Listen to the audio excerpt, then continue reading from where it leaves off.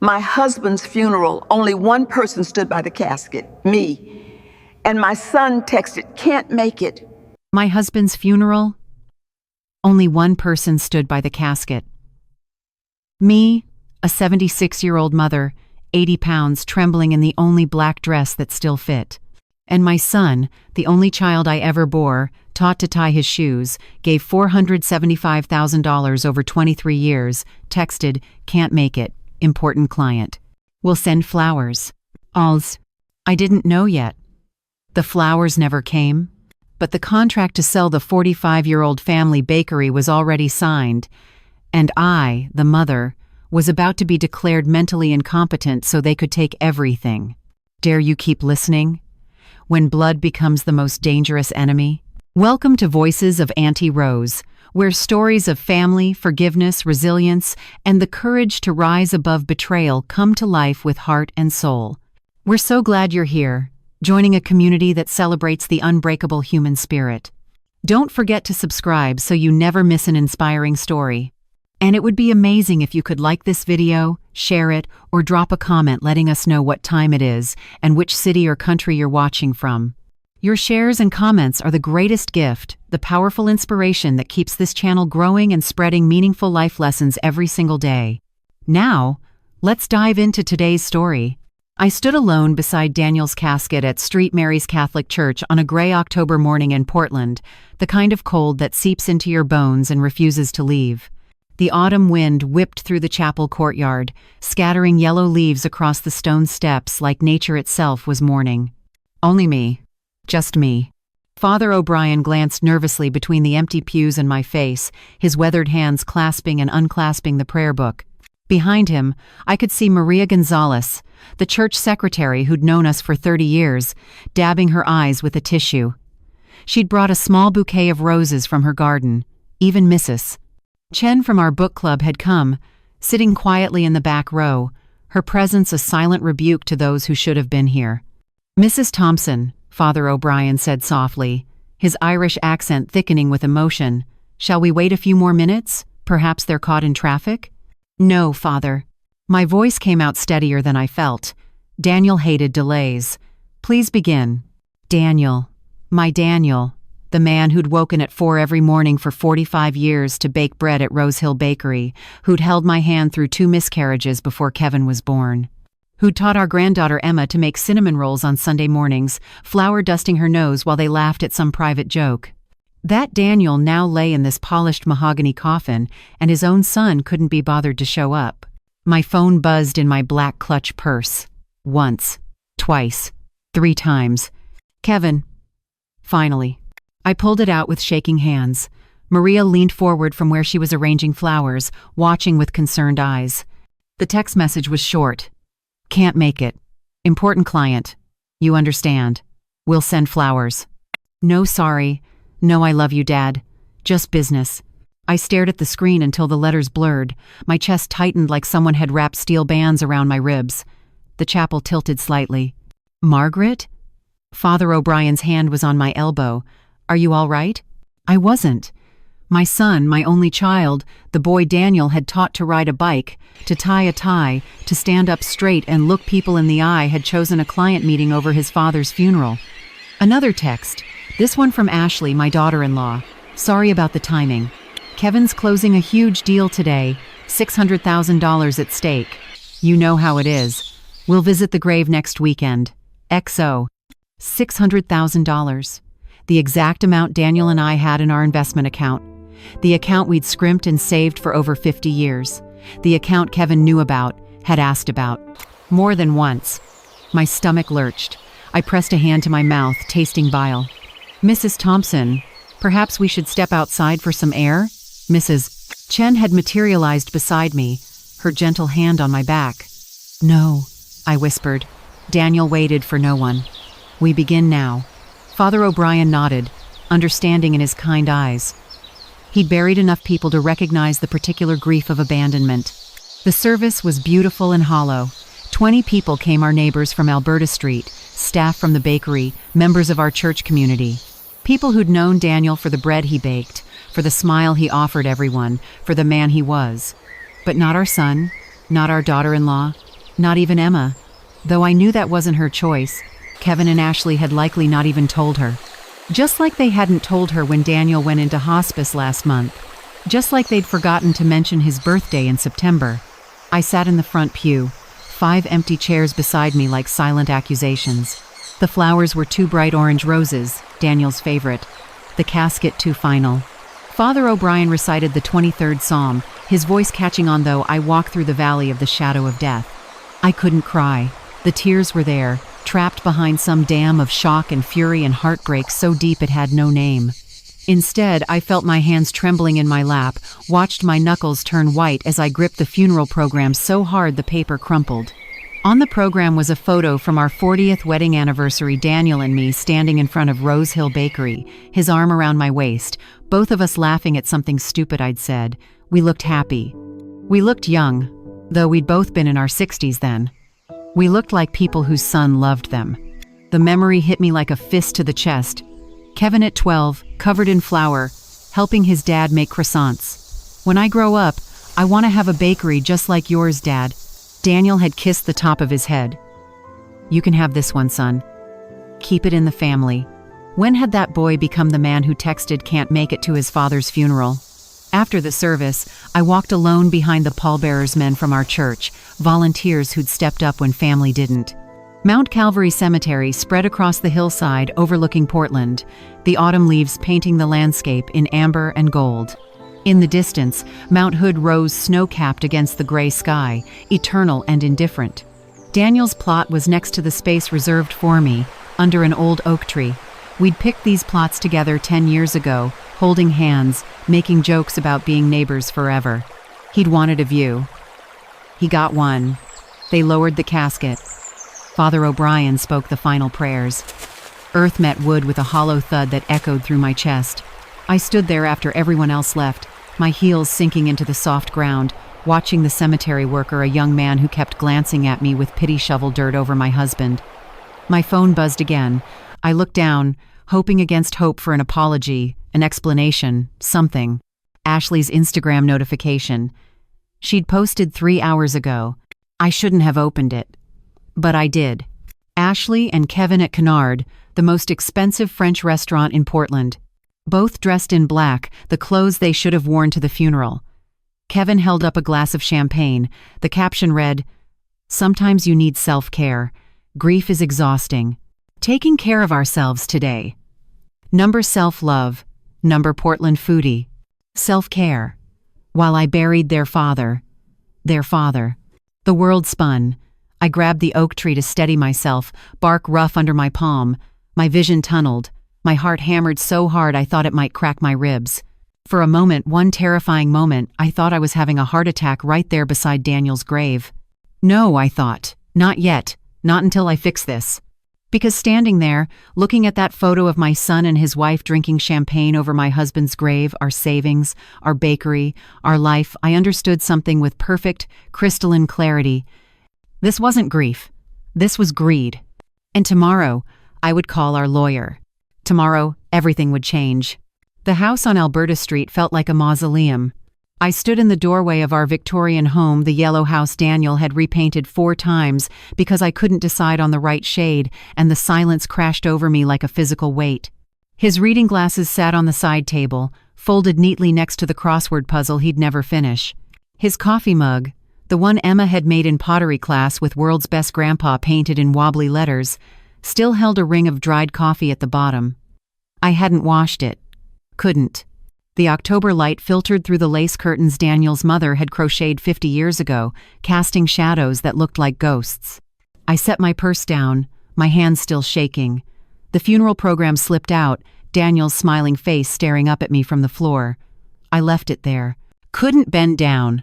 Couldn't breathe properly. My chest felt like someone had packed it with concrete.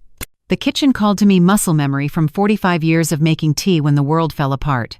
But when I filled the kettle, my hands trembled so badly water sloshed over the sides, pooling on the counter Daniel had installed himself, cutting each piece of butcher block with patient precision. "Measure twice, cut once, Maggie," he'd say, kissing my temple. "That's the secret to everything." He'd measured.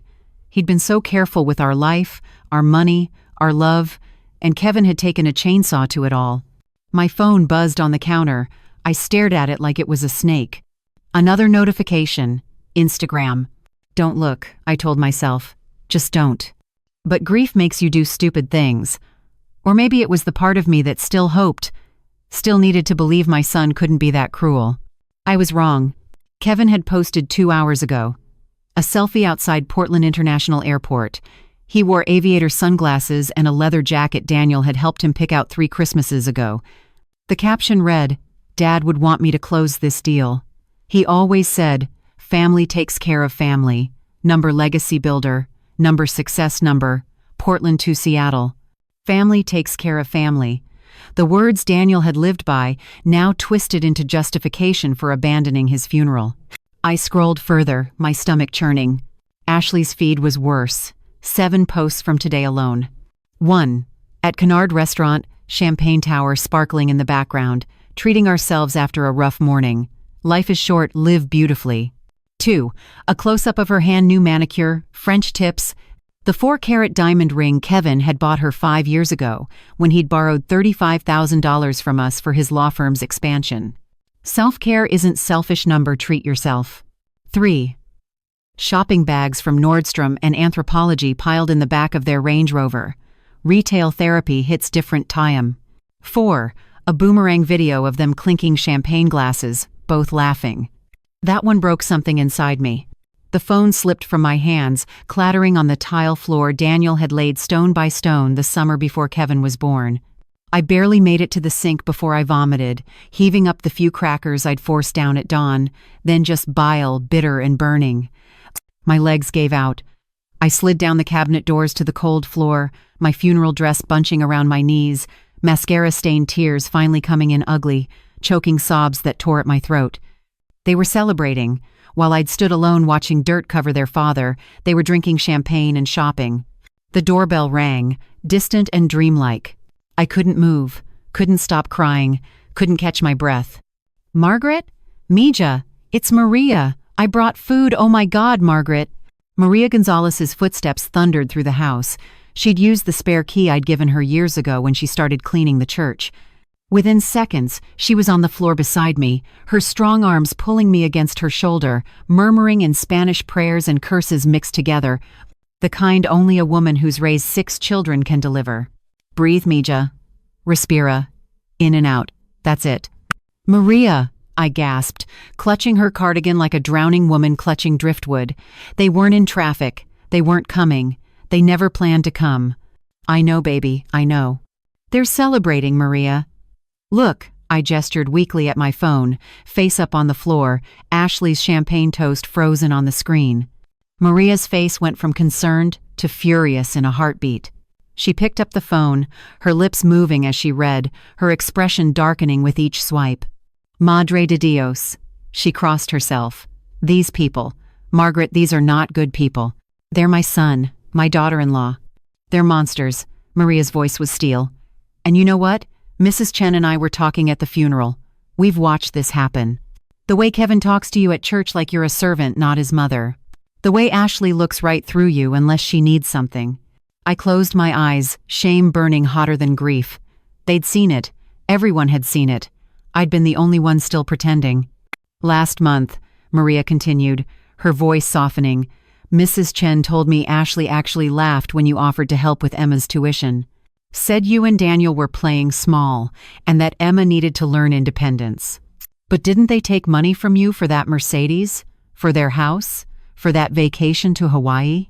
My stomach twisted again. The Mercedes. $60,000. "Just a loan, Mom. We'll pay you back when the case settles." The case had settled 2 years ago. We'd never seen a dime. Maria helped me to my feet, steadying me when the kitchen spun. She guided me to the table, pressed a glass of water into my hands, and started making tea without asking. "How much?" she asked quietly, her back to me as she worked. "How much have you given them over the years?" I didn't want to say it out loud. Saying it made it real. "Margaret, how much?" I'd have to check the records." "Then check. Right now. I'm not leaving until you do." Something in her tone, the same one she'd used when catching her teenagers sneaking out, made me obey. I walked on autopilot to Daniel's study. Maria following like a determined guardian angel. The file cabinet waited like a judgment. 3 drawers. Daniel's neat block letters on each label: house, business, family. I opened family with hands that wouldn't stop shaking. The folders were organized by year, each one thick with bank statements, canceled checks, loan agreements Kevin had never honored. Daniel had kept everything. Of course he had. Daniel believed in records, in proof, in accountability. I spread them across his desk, our entire history of generosity laid bare. Maria pulled out her reading glasses and started tallying while I stood there, frozen. Law school tuition, she read. $90,000. 90,000. I remembered that check. Kevin had hugged me so tight, promised he'd make us proud, said he'd help us with the bakery's legal work for free once he graduated. He'd charged us $400 an hour when we'd needed estate planning last year. Down payment on their first house, $65,000. The house they'd sold 3 years later, making a $200,000 profit. They'd bought a bigger house in the West Hills and not told us until they threw a housewarming party. We'd found out from the invitation. Mercedes, $60,000. Range Rover, $75,000. Ashley's jewelry business startup, $40,000. The jewelry business had lasted 6 months. We'd never seen the inventory, or the business plan, or our money. Wedding, $25,000. Emergency roof repair, $30,000. Kevin's law firm expansion, $35,000. Tax problems, $45,000. Maria's voice grew quieter with each item, more horrified. Medical bills, vacation loan, credit card bailout, investment opportunity. Margaret, there's a note here in Daniel's handwriting. Kevin promised 8% return. Never happened. My vision blurred. The numbers swam together. Credit line co-signing. Margaret, you co-signed for $90,000 in credit cards?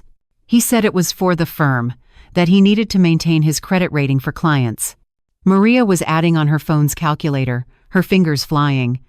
The silence stretched while I died inside. Finally, she looked up, her brown eyes shimmering with tears. $475,000. Her voice cracked. Margaret, you and Daniel gave them $475,000 over 23 years, and they didn't come to his funeral. The number hung in the air like a guillotine blade. $475,000. Nearly $500,000. Our retirement, our security, the money we'd saved from 45 years of 4 a.m., wake-up calls and burned hands and aching feet. The money Daniel had set aside so we could grow old together without worry. I sank into Daniel's desk chair, his chair, where he'd balance the bakery books every Sunday night, reading glasses perched on his nose, humming old Frank Sinatra songs. And Emma? I whispered. Maria flipped through another folder. Her expression softened. $10,000. That's it, just for her culinary school tuition last year. And there's a letter here. She handed it to me. Emma's handwriting, young and hopeful. Grandma and Grandpa, thank you so much. I know money is tight since Grandpa got sick. Mom said you couldn't afford this, but you did it anyway. I promise I'll make you proud. I'll take care of the bakery someday, just like you took care of us. Love forever, Emma. The tears came again, different this time. Not the wild, gasping sobs from before. These were quiet, tired, the kind that came from a wound too deep to scream about. She didn't know, I said. Ashley told her we couldn't afford it. While taking $75,000 for a car, Maria's jaw was tight. Margaret, listen to me. Tomorrow morning, you call that lawyer, Mr. Martinez, the one who did your will. And you fix this. Maria, I can't. They're my family. No, mija. Emma is your family. Daniel was your family. She gripped my shoulders, forcing me to meet her eyes. These two? They're thieves who share your blood. There's a difference. She stayed until midnight, making me eat soup I couldn't taste, sitting with me while I stared at the numbers until they burned into my brain. $475,000. $500,000 of love, betrayed. When she finally left, pressing a kiss to my forehead and making me promise to lock the doors, I sat in the dark living room with my phone. One more time, I opened Instagram. Kevin had posted again. At a Seattle hotel bar, arm around a blonde woman in a red dress who wasn't Ashley. The caption, sealed the deal, celebrating properly. Dad always said work hard, play harder. My father had never said that. He'd said work hard, love harder. I closed the app, opened my contacts, found Robert Martinez, our lawyer. My fingers hovered over the call button. $475,000. A funeral they skipped. Champagne and shopping while I buried their father alone. Daniel's voice echoed in my memory. Maggie, legacy isn't what you leave behind, it's who you leave it to. I pressed call. The voicemail clicked on. Robert, it's Margaret Thompson. I need to see you tomorrow. First thing, it's about the will. I paused, my voice hardening. Everything changes now. Everything. I hung up and sat in the darkness of the house Daniel built, surrounded by 45 years of love and loss and lies, and waited for morning. Tomorrow, I would begin to take back my life. Tonight, I would grieve for the son I'd lost long before his father died. I didn't sleep. How could I? I lay in our bed, my bed now staring at the ceiling Daniel had painted cloud white because I'd once said it reminded me of heaven. The numbers cycled through my mind like a cruel carousel. $475,000, 45 years, 1 son, 0 funeral appearances. At 5 a.m., I gave up pretending. The eastern sky was still dark when I drove through empty Portland streets toward the bakery. Robert Martinez's office didn't open until 9, but Rose Hill Bakery held the original deed, the property documents, everything Robert would need to change the will. Everything Daniel had built. The bakery sat on the corner of Alberta and 28th like a brick-and-mortar promise. 2 stories, red brick aged to burgundy, the hand-painted sign Daniel had commissioned in 1979 still hanging above the door. Rose Hill Bakery, fresh daily, since 1979. The windows were dark. We'd closed 2 weeks ago when Daniel went into hospice, unable to keep it running without him. I unlocked the front door, and the smell hit me like a fist, yeast and cinnamon and 45 years of memories. My knees buckled. I grabbed the doorframe, gasping. Get it together, Margaret. Daniel needs you to be strong. I flipped on the lights. Everything was exactly as we'd left it. The vintage register Daniel had restored himself. The display case with its curved glass. The menu board with Emma's cheerful handwriting listing the daily specials. The last entry from September 28th. Grandpa's famous cinnamon rolls, made with extra love today. That was the day before Daniel collapsed in the kitchen. The day before everything ended. I walked through the cafe area past the mismatched wooden chairs Daniel had collected from estate sales, the local art we'd displayed on exposed brick walls, the community bulletin board covered in thank you notes from customers and into the back office. Daniel's sanctuary. His desk still held his reading glasses, folded on top of the bakery's leather-bound ledger. He'd kept digital records too, but he loved that old ledger, said there was something honest about ink on paper. The safe was behind a framed photo of our wedding day. I'd watched Daniel open it 1,000 times but had rarely done it myself. My hands shook as I spun the dial. 0421. Emma's birthday, April 21st. The heavy door swung open. Inside, property deeds, insurance policies, business licenses, bank documents. And on top, a manila folder I'd never seen before, labeled in Daniel's careful block print, "For Maggie only, read immediately." My heart stopped. The folder felt heavy, pregnant with secrets. I carried it to Daniel's desk, sat in his worn leather chair, and opened it with hands that wouldn't stop trembling. A letter. Several pages. Daniel's handwriting. The letters slanting more than usual. Shaky in places. Written by a dying man. My dearest Maggie. If you're reading this, I'm gone, and knowing our son, he's probably already breaking your heart. I'm so sorry, my love. I should have done this sooner, should have protected you better. But I was weak. I kept hoping Kevin would remember who he used to be. I need to tell you something I discovered 3 months ago, July 15th. To be exact, Kevin doesn't know I found out. Nobody does except me, and now you. Kevin and Ashley are planning to sell Rose Hill Bakery. The words swam. I blinked hard, read it again. Sell. Rose. Hill. Bakery. They've been meeting with Morrison Development Group for 18 months. Maggie, 18 months. While I was still healthy enough to work, they were already plotting. I found out by accident. Kevin used the bakery computer when he visited in July, said his phone was dead and he needed to send an urgent email. He forgot to log out. I went to shut down the computer that night and saw his email still open. The subject line said, Rose Hill Bakery, timeline for acquisition post, estate settlement. My vision tunneled, the office tilted sideways. I gripped the desk edge so hard my fingernails dug into the wood Daniel had sanded smooth 20 years ago. I couldn't believe it at first, thought I'd misread. But Maggie, I read every email, saved them all, printed them. They're in this folder. Kevin and Ashley have been researching our property value for 3 years, ever since the Alberta Arts District became trendy. Our corner lot, the bakery, the building, the land is now worth $5.6 million. $5.6 million, Maggie. Morrison Development wants to tear down Rose Hill and build luxury condos, 30 units, each selling for $400,000 and up. They've offered Kevin and Ashley $2.8 million for immediate sale after we both pass. Kevin negotiated for 50% of property value. But here's the worst part, my darling, the part that made me cry in the back office where you couldn't see. They plan to do this while keeping you in the dark. The contract specifies sale to proceed immediately upon both owners' deaths or incapacitation.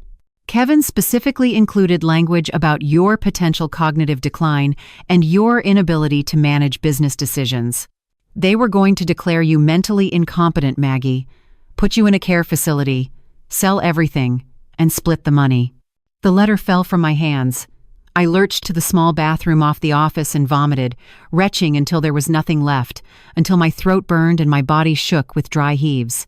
Mentally incompetent. Care facility. 3 years. 3 years they'd been planning this.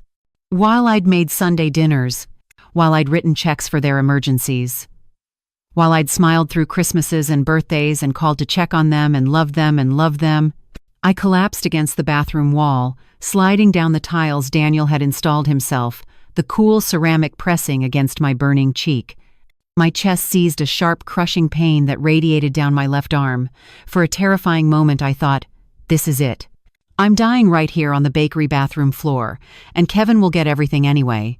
No. I pressed my fist against my sternum, forcing myself to breathe. Daniel left this for you. Finish reading it. I crawled back to the desk, actually crawled, because my legs wouldn't hold me and pulled myself into the chair. I know you're devastated right now. I know because I was too. But Maggie, listen. I've given you proof. Everything is in this folder. Emails between Kevin and Morrison Development Group. Contract drafts Kevin has already signed his portion. Property appraisals Ashley commissioned last year. Text messages between Kevin and Ashley planning their strategy. Financial projections showing how they'd split the money. There's more. I hired a private investigator in August. His report is here too. Kevin and Ashley have been taking prospective buyers through OUR building while telling us they were just visiting. They gave tours, Maggie. Tours of our home. Of our life's work. The investigator found something else. Kevin and Ashley are drowning in debt. $750,000. Credit cards, the Range Rover they claimed was paid for, Ashley's shopping addiction, Kevin's gambling, yes, gambling. There's a casino in Nevada where he's a platinum member. They need our money, desperately. And they plan to take it before we could stop them. $750,000 in debt. After we'd given them $475,000. After we'd sacrificed our retirement. After we'd worked ourselves to exhaustion. They'd taken tours through our bakery, selling it to strangers, planning my incompetency, planning everything. The pain in my chest intensified. I grabbed Daniel's phone still on the desk, still charged, and called 911 with shaking fingers. 911, what's your emergency? I think I'm having a heart attack. Rose Hill Bakery, Alberta, and 28th. Stay on the line, ma'am. Help is coming. But I couldn't stay on the line. I had to finish the letter. Maggie, I'm leaving you instructions. 1. Call Robert Martinez immediately. Show him everything. 2. Change the will. Remove Kevin completely. Completely. 3. Leave everything to Emma. She's the only one who loves us for who we are. 4. Use these documents if Kevin tries to fight. Robert will know what to do. I'm sorry I didn't tell you sooner. I was weak. I thought maybe Kevin would change. Maybe he'd remember the little boy who wanted to run the bakery with his dad. But people don't change, Maggie. they just become more of what they already are. I love you.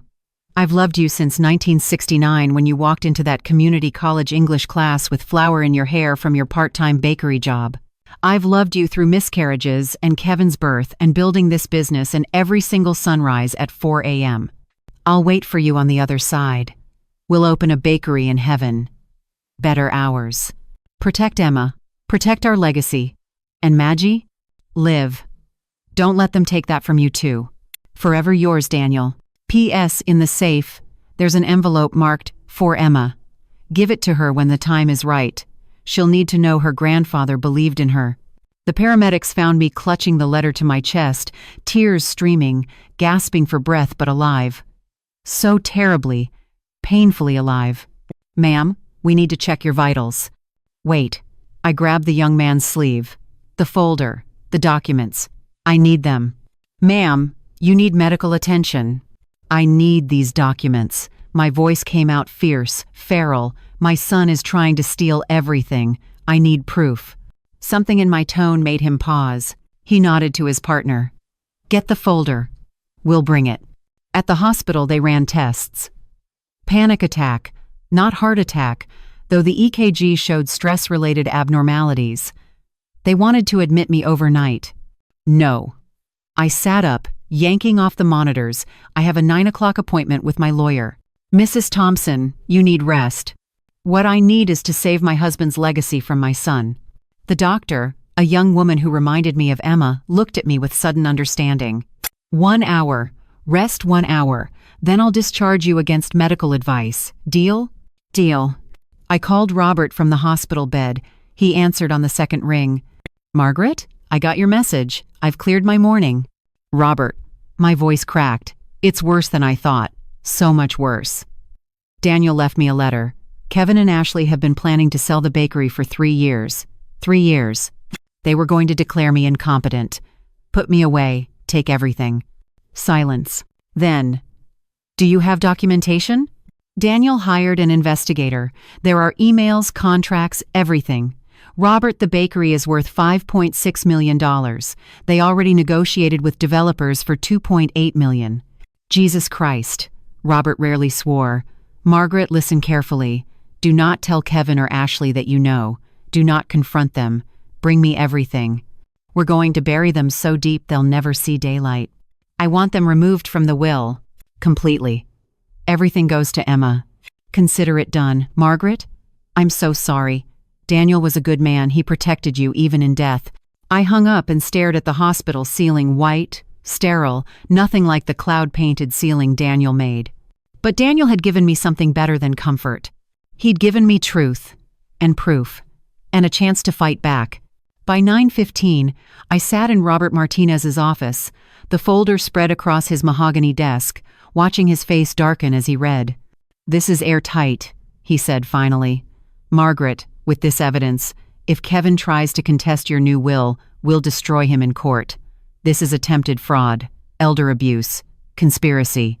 We could even press criminal charges." "I don't want him in prison," I said. My voice sounded strange, calm, cold, nothing like the sobbing mess from the bathroom floor. "I want him to have nothing. I want him to know what it feels like to lose everything you built, everything you loved, everything you thought was yours." Robert looked at me with something like respect. "Then let's make sure that happens. Let's rewrite your future, Margaret, starting now." I signed the papers that would cut Kevin from my life as cleanly as a baker's knife through dough, and I didn't shed a single tear. Robert's office felt like a war room. Documents spread across every surface, contracts, emails, bank statements, photographs the private investigator had taken of Kevin giving tours through our bakery to men in suits. My life's destruction, cataloged in neat manila folders. "Margaret, before you leave," Robert said, pulling out a separate file, "there's something else you need to see." Daniel's investigator found these in the final week before Daniel went into hospice. He slid a stack of text message transcripts across the desk. Printed conversations between Kevin and Ashley, obtained legally through Kevin's use of the bakery's business phone system. I didn't want to read them, but I had to. August 12th, 2025, 11:47 p.m. Ashley, "Dad's not going to last much longer. Hospice nurse said maybe 2 weeks. Kevin, perfect timing." The Morrison deal closes September 30th. We need them both gone by then. Ashley? Both? Your mom's healthy. Kevin, not for long. I've been researching Oregon conservatorship law. If we can prove cognitive decline, we can get control of her assets within 60 days. Ashley, how do we prove that? Kevin, document everything. Film her confused. Get testimony from concerned friends. Dr. Richardson owes me a favor from that malpractice case I buried. Ashley, you're going to have your mom declared incompetent? Kevin, that's $5 million, babe. Do you want to pay off our debt or not? Ashley, when you put it that way, what about Emma? Kevin, what about her? Ashley, she's going to figure it out. She loves that bakery. She talks about working there after culinary school. Kevin, Emma's 21 and stupid. We'll give her $50,000 to shut up. Maybe $100 if she fights. She'll take it. Kids her age don't understand real money. Ashley, and if she doesn't?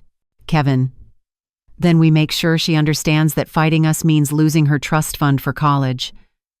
I'm the executor. I can freeze her out. Ashley, God, you're cold. I love it. Kevin, I learned from the best. Dad always said business is business. Well, this is business.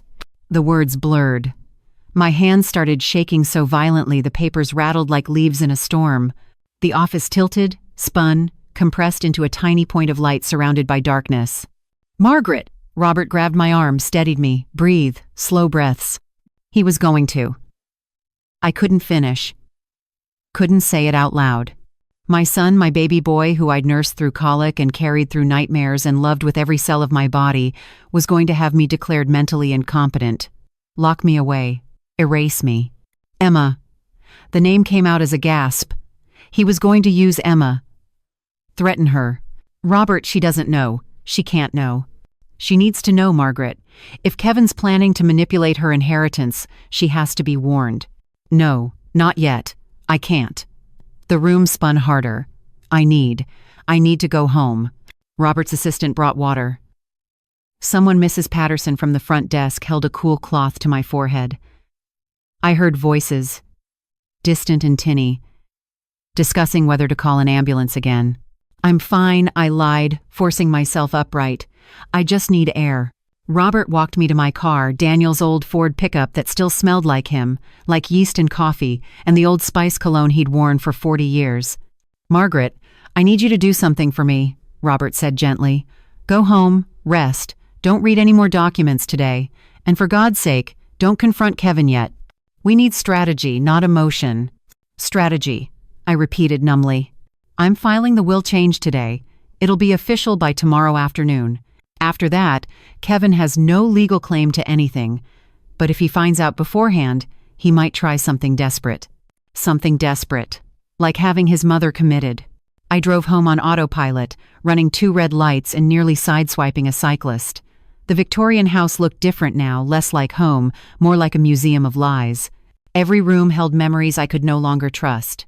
The living room, Kevin at 8 building Lego castles with Daniel, promising I'll build you a real bakery someday, Dad, even bigger.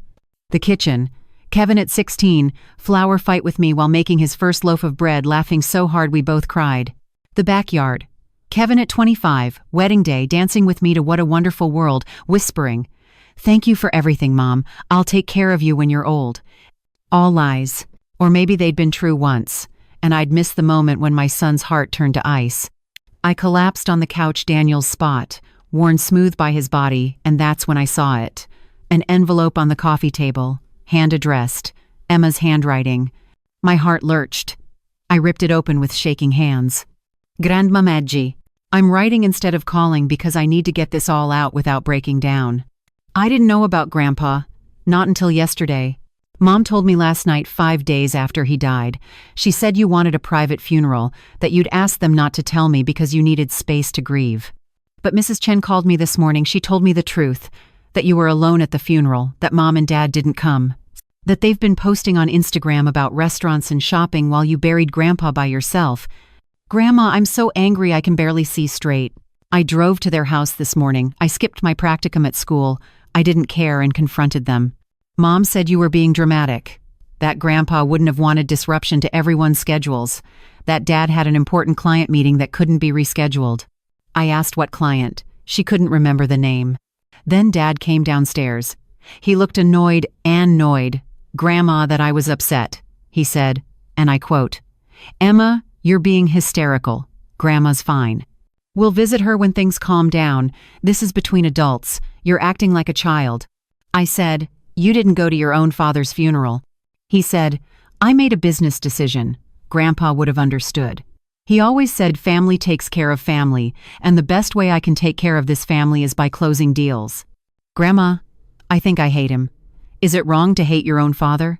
I'm coming to see you, tonight. I don't care what they say. I should have been there. I should have been with you. I'm so sorry. I love you more than anything. Emma. The letter shook in my hands. Emma knew. Sweet, sensitive Emma, who'd believed the best in everyone, now saw her parents clearly. My phone rang. Emma's name lit up the screen. Grandma? Her voice cracked, thick with tears. Did you get my letter? Baby girl, I did. I'm so sorry. I should have known. I should have called you directly instead of believing Mom. Emma, stop. This isn't your fault. But I wasn't there. You were alone, and I. She dissolved into sobs, the kind that come from the chest, from the soul. Grandpa loved me so much, and I didn't get to say goodbye because Mom lead. I closed my eyes, fresh tears tracking down my face.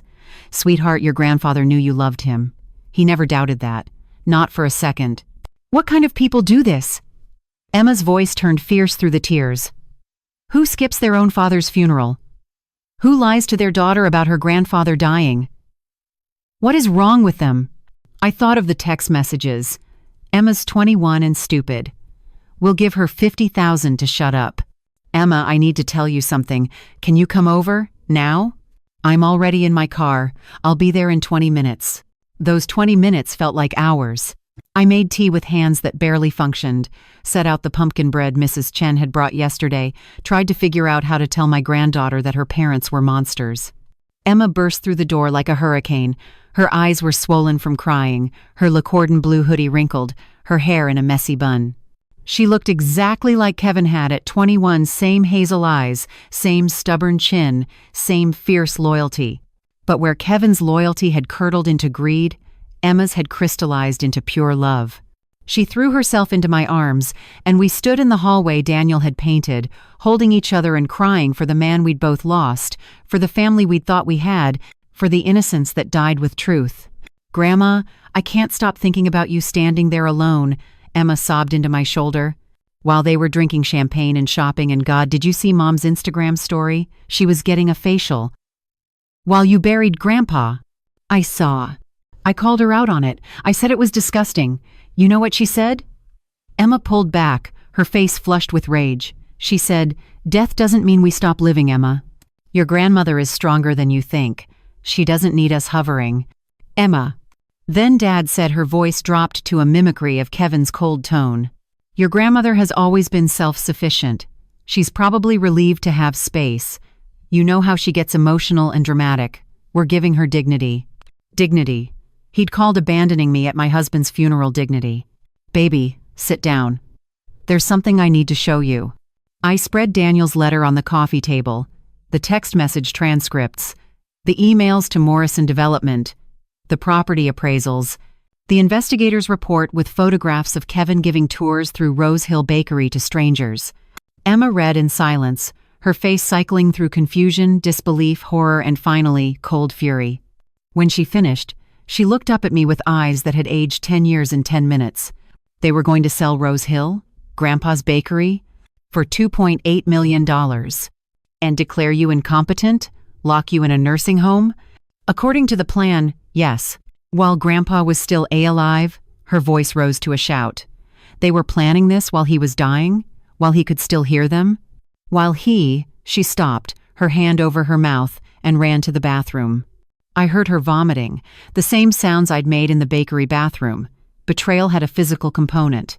Your body rejected it like poison. When she came back, pale and shaking, she said, "What about me?" the text messages said. They were going to use me? They planned to offer you $50,000 to stay quiet. If you refused, Kevin would freeze your trust fund. What trust fund? I don't have a trust fund.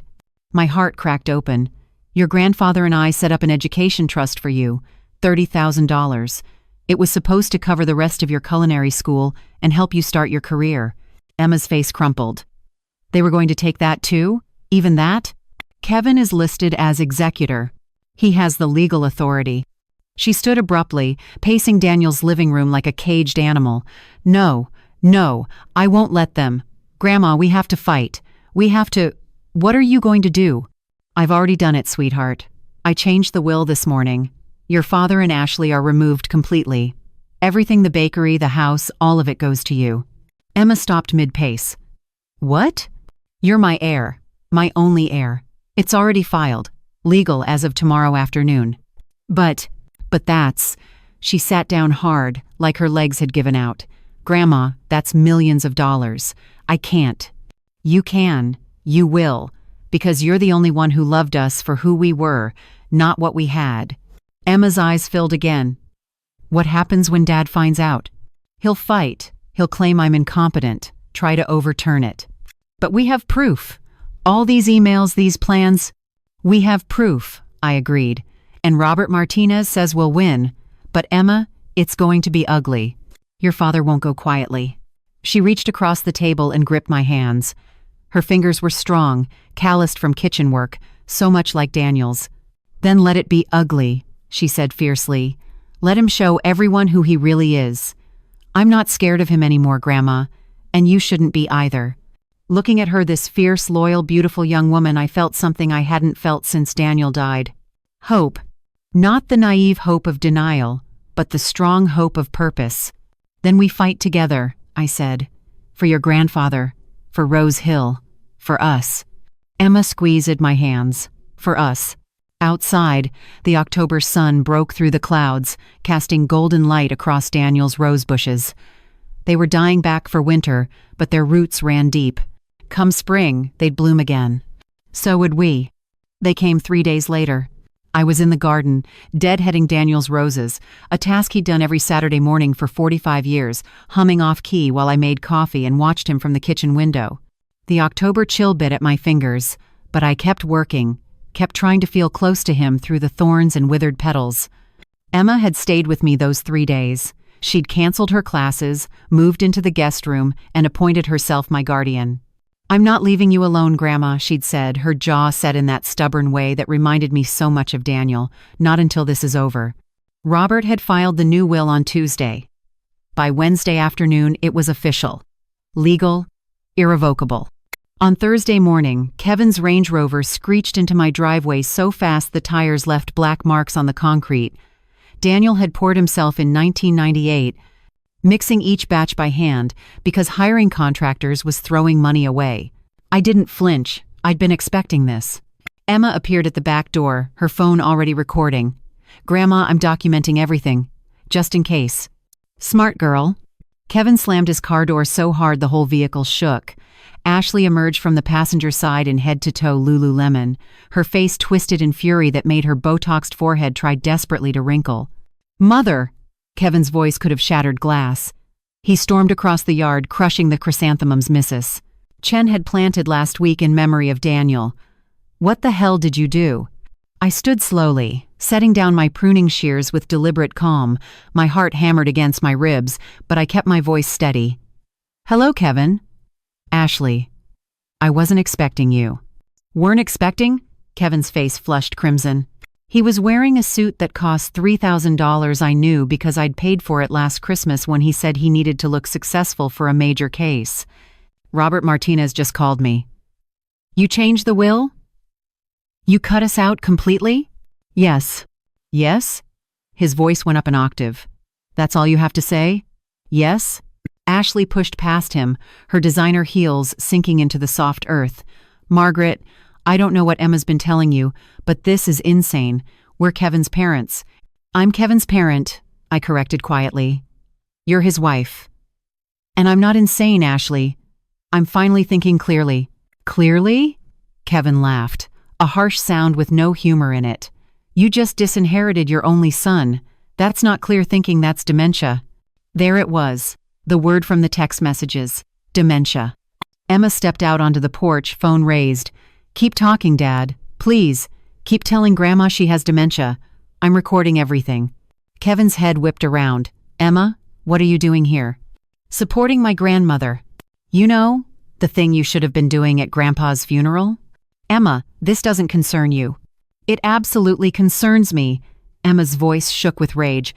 "Since apparently I'm in the new will and you two were planning to steal my trust fund." Ashley's face went sheet white. How did I know? Because unlike you two, Grandma actually tells me the truth." Kevin's eyes narrowed. "Margaret, what lies have you been filling her head with?" "Not lies." I pulled the folded papers from my gardening apron pocket, copies of Daniel's letter, the text messages, the emails to Morrison Development. Truth, the kind your father documented before he died. The blood drained from Kevin's face. "What is that?" "Everything." I held up the papers. "Your plans to sell Rose Hill. Your conspiracy with Morrison Development for the last 3 years. Your plot to have me declared incompetent. Your text messages about manipulating Emma. Should I continue?" Ashley grabbed Kevin's arm. "She's bluffing. She doesn't have." "I have 18 months of emails," I continued, my voice growing stronger. "Photographs of you giving property tours to developers while lying to us. Text messages discussing how to get rid of me. Bank records showing you're $750,000 in debt, and a sworn affidavit from the private investigator your father hired." Kevin's mouth opened and closed like a fish. For once, he had no words.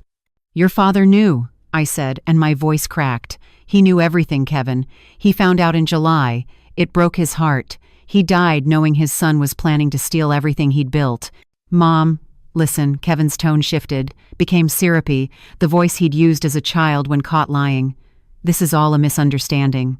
Those emails were just preliminary research. We weren't actually going to." "Don't."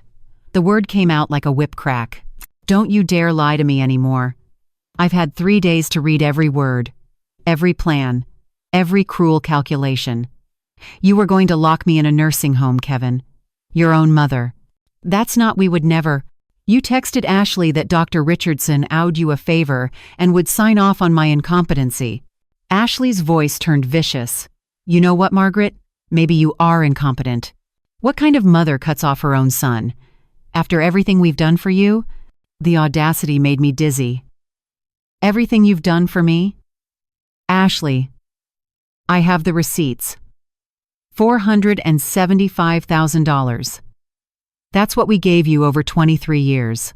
And you repaid us by planning to steal $5.6 million more. That money was an investment in your son's future," Ashley shrieked.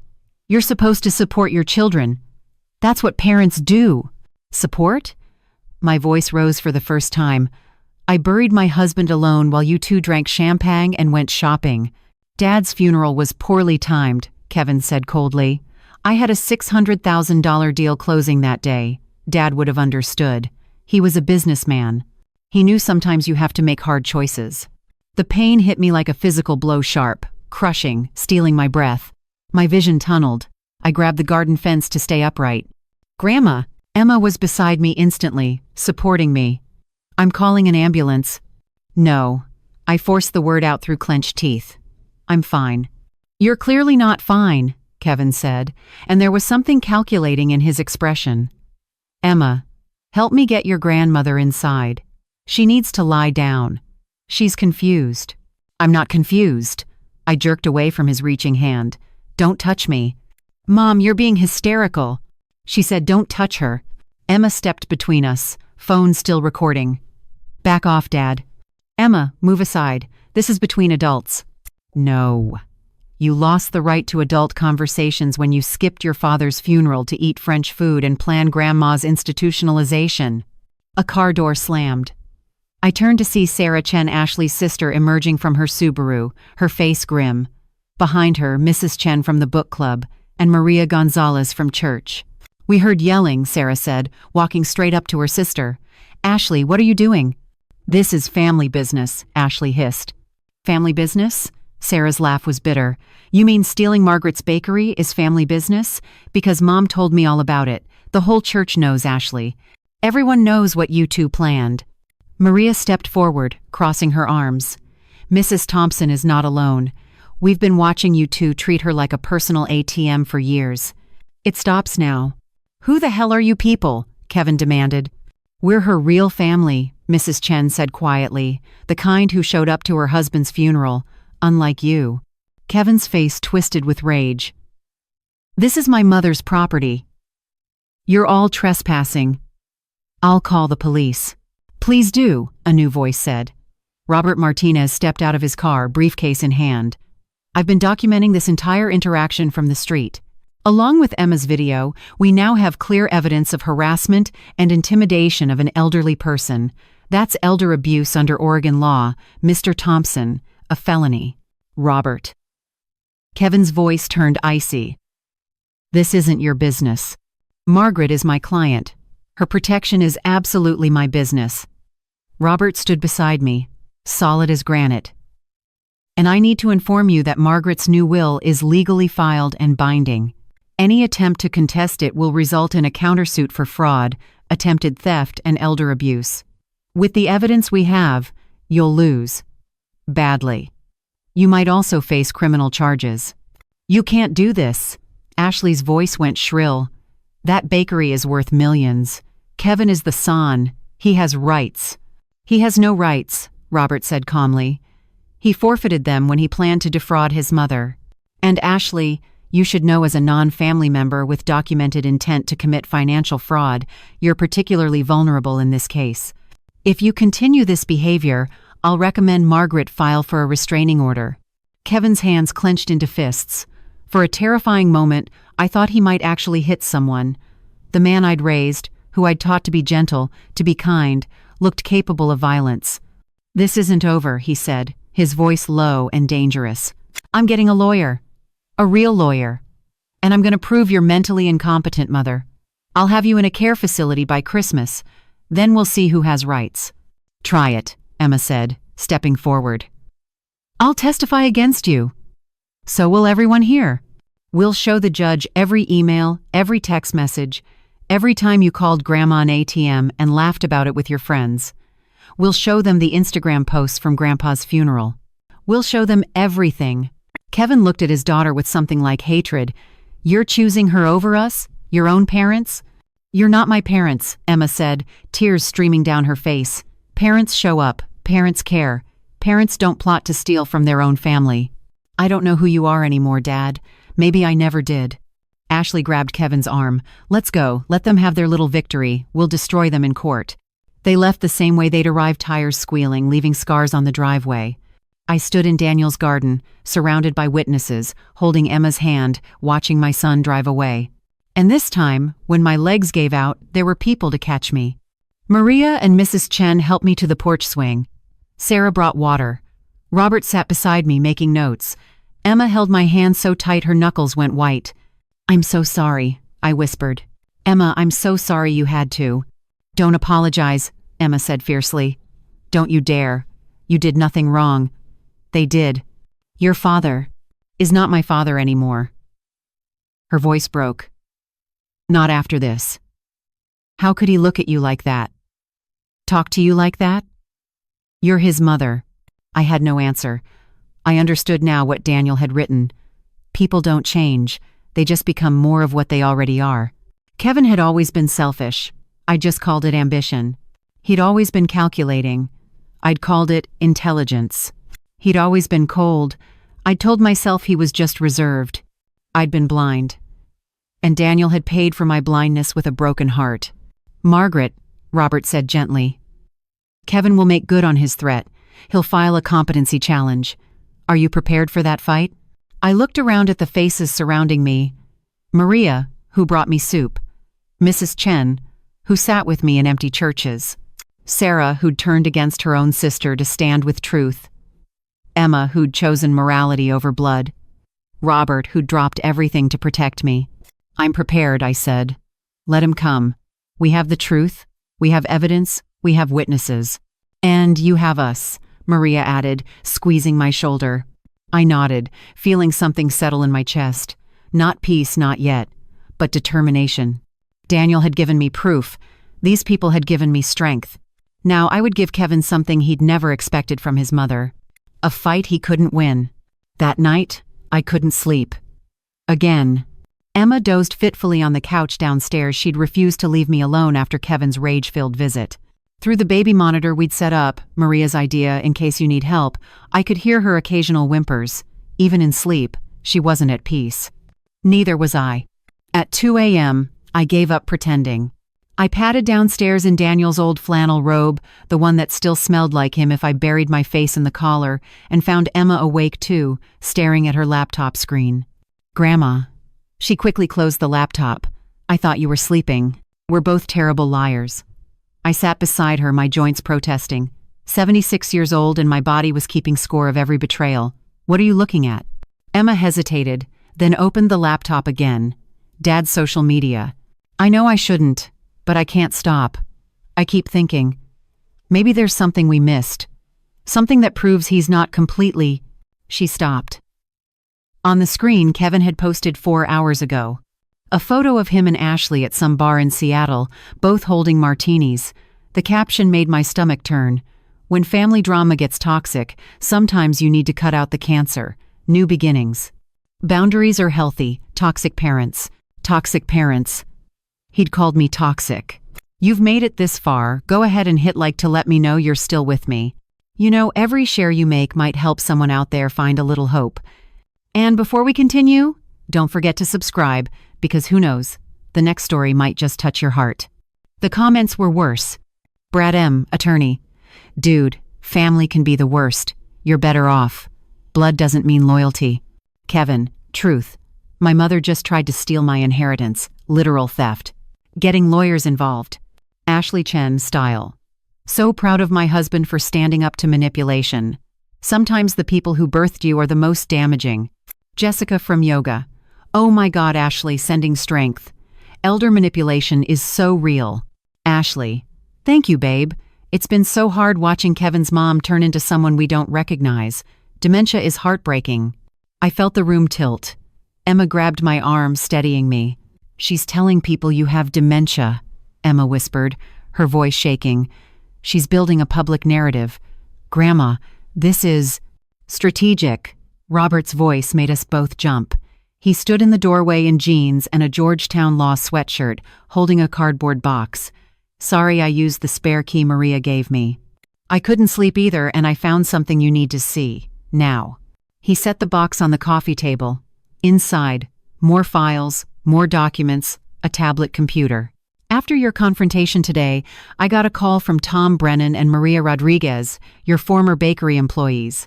They've been wanting to come forward for months, but were scared of Kevin. He'd threatened to sue them for defamation if they talked to you." Tom and Maria, my heart clenched. They'd worked for us for 15 years before we closed the bakery.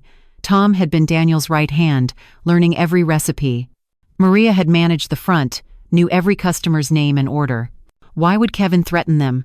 Because they witnessed things. Robert pulled out a thick folder. In the 6 months before Daniel went into hospice, Kevin visited the bakery frequently.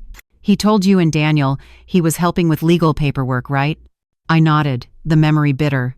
Kevin had been so attentive those last months, coming by twice a week, spending hours in the office with Daniel. I'd been grateful. Thought maybe he was finally stepping up, finally being the son we'd raised. "He wasn't helping," Robert said quietly. "He was stealing documentation." Tom and Maria kept logs.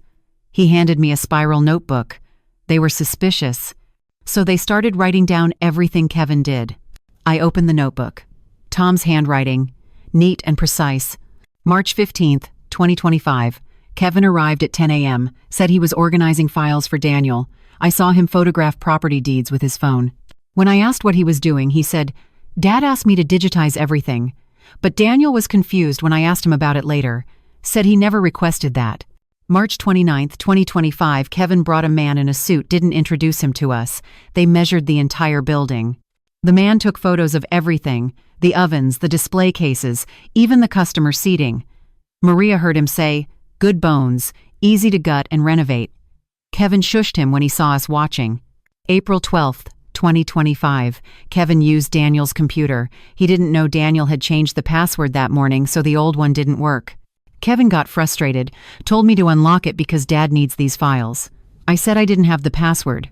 He got angry, said, "I'm his son and his lawyer. I have power of attorney." But I knew he didn't. Daniel had told me specifically he'd never given Kevin POA. May 3rd, 2025.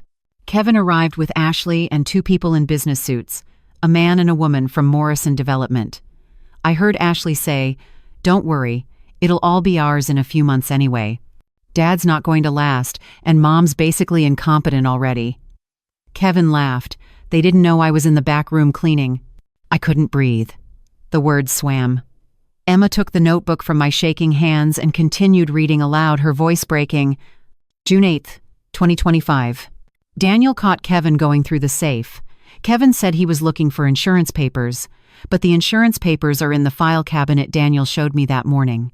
Daniel seemed confused and upset after Kevin left. He asked me, "Tom, would Kevin steal from me?" I didn't know what to say. July 20th, 2025, important. Daniel called me into the office, locked the door. He was crying. He showed me emails he'd found on the computer Kevin had used. Plans to sell the bakery. Contracts with developers. Daniel said, "He's been planning this for years, Tom. My own son." Daniel made me promise not to tell Margaret yet, said he needed to protect her first. He hired a private investigator that day. August 30th, 2025. Daniel is in hospice now. Kevin came by the bakery alone, started boxing up files. I asked what he was doing. He said, "My father is dying. I'm securing our family assets." I said, "Margaret owns half the bakery." He laughed, and said, "Not for long. She'll be in memory care by Christmas. Can't own property if you're incompetent." Emma stopped reading. Tears streamed down her face. He said that while Grandpa was dying, Robert pulled out the tablet. There's more. Tom secretly recorded some conversations after Daniel told him to document everything. Oregon is a one-party consent state, so these recordings are legal. He pressed play. Kevin's voice filled my living room, and I wanted to vomit. Audio recording September. On the 5th, 2025, 7 days before Daniel died. Kevin, Tom, I need you to understand something. When my father passes, and it'll be soon, there's going to be a transition period. My mother can't run this bakery alone. She's 76. She's forgetful. She's emotional. Tom, Margaret is sharp as a tack, Kevin. She knows this business better than... Kevin. Tom. I'm a lawyer. I know elder decline when I see it. My mother is not capable of managing a $5 million property. For her own safety, I'll be pursuing conservatorship. The bakery will be sold to protect her assets. Tom, Daniel wanted Emma to have the bakery. He told me, Kevin, my father was dying and medicated. Anything he said in his final months can't be taken seriously. I'm his son. I'm his heir. And when this is over, you need to decide if you want to be part of the transition, or if you're unemployed. Clear? Robert stopped the recording. That's a threat. Witness intimidation. And there are 4 more recordings like this. I couldn't speak, couldn't think. My son, my baby boy, had threatened people, had lied about me, had dismissed Daniel's final wishes as medicated ramblings. The physical pain hit like a freight train. My chest seized. My left arm went numb. The room spun in sickening circles. Grandma! Emma lunged for me. Robert, call 911. No, no ambulance. I gasped, but the pain was crushing, a vice grip around my heart. I just need. Robert had his phone out. Margaret, you're having a cardiac event. We're calling. Give her the nitro. Emma grabbed my purse, fumbled for the nitroglycerin pills Dr. Huang had prescribed last month. Under your tongue, Grandma. Now. I obeyed, the tiny pill dissolving, my vision tunneling to a pinpoint, Emma's face, Robert's voice on the phone. The ceiling Daniel had painted cloud white. Don't you dare, Dee, I told myself fiercely. Don't let him win. Slowly, so slowly, the pressure eased. My vision cleared, my breathing steadied. I'm okay, I whispered. I'm okay. You're not okay, Emma was sobbing. This is killing you. The stress, the betrayal, Grandma. Your body can't take this. My body will take it, I said, my voice stronger, because I'm not dying until Kevin faces consequences. Robert knelt beside me, his expression grave. Margaret, Emma's right. Your health is deteriorating. We have enough evidence now to proceed immediately. I can file for a restraining order tomorrow, move forward with elder abuse charges, and… No. I sat up straighter, ignoring my protesting body. Not yet.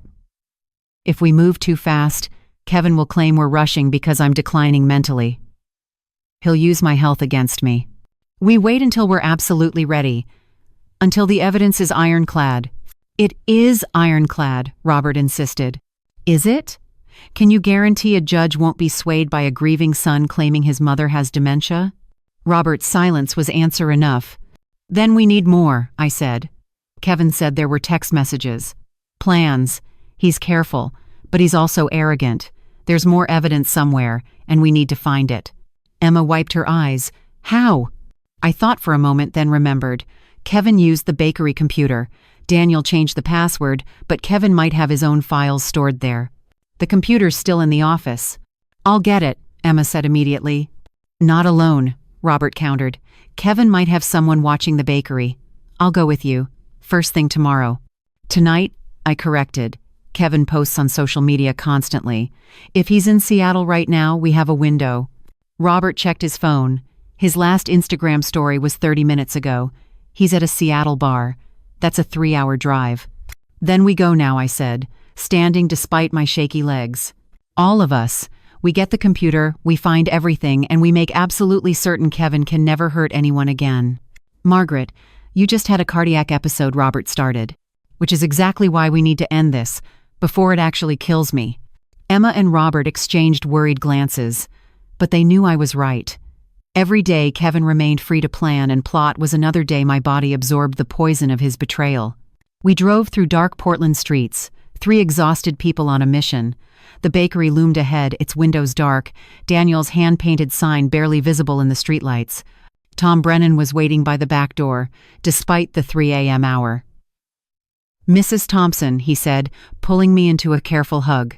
Maria wanted to be here too, but her daughter's babysitter canceled. She sends her love. You don't have to do this, Tom. Yes, I do.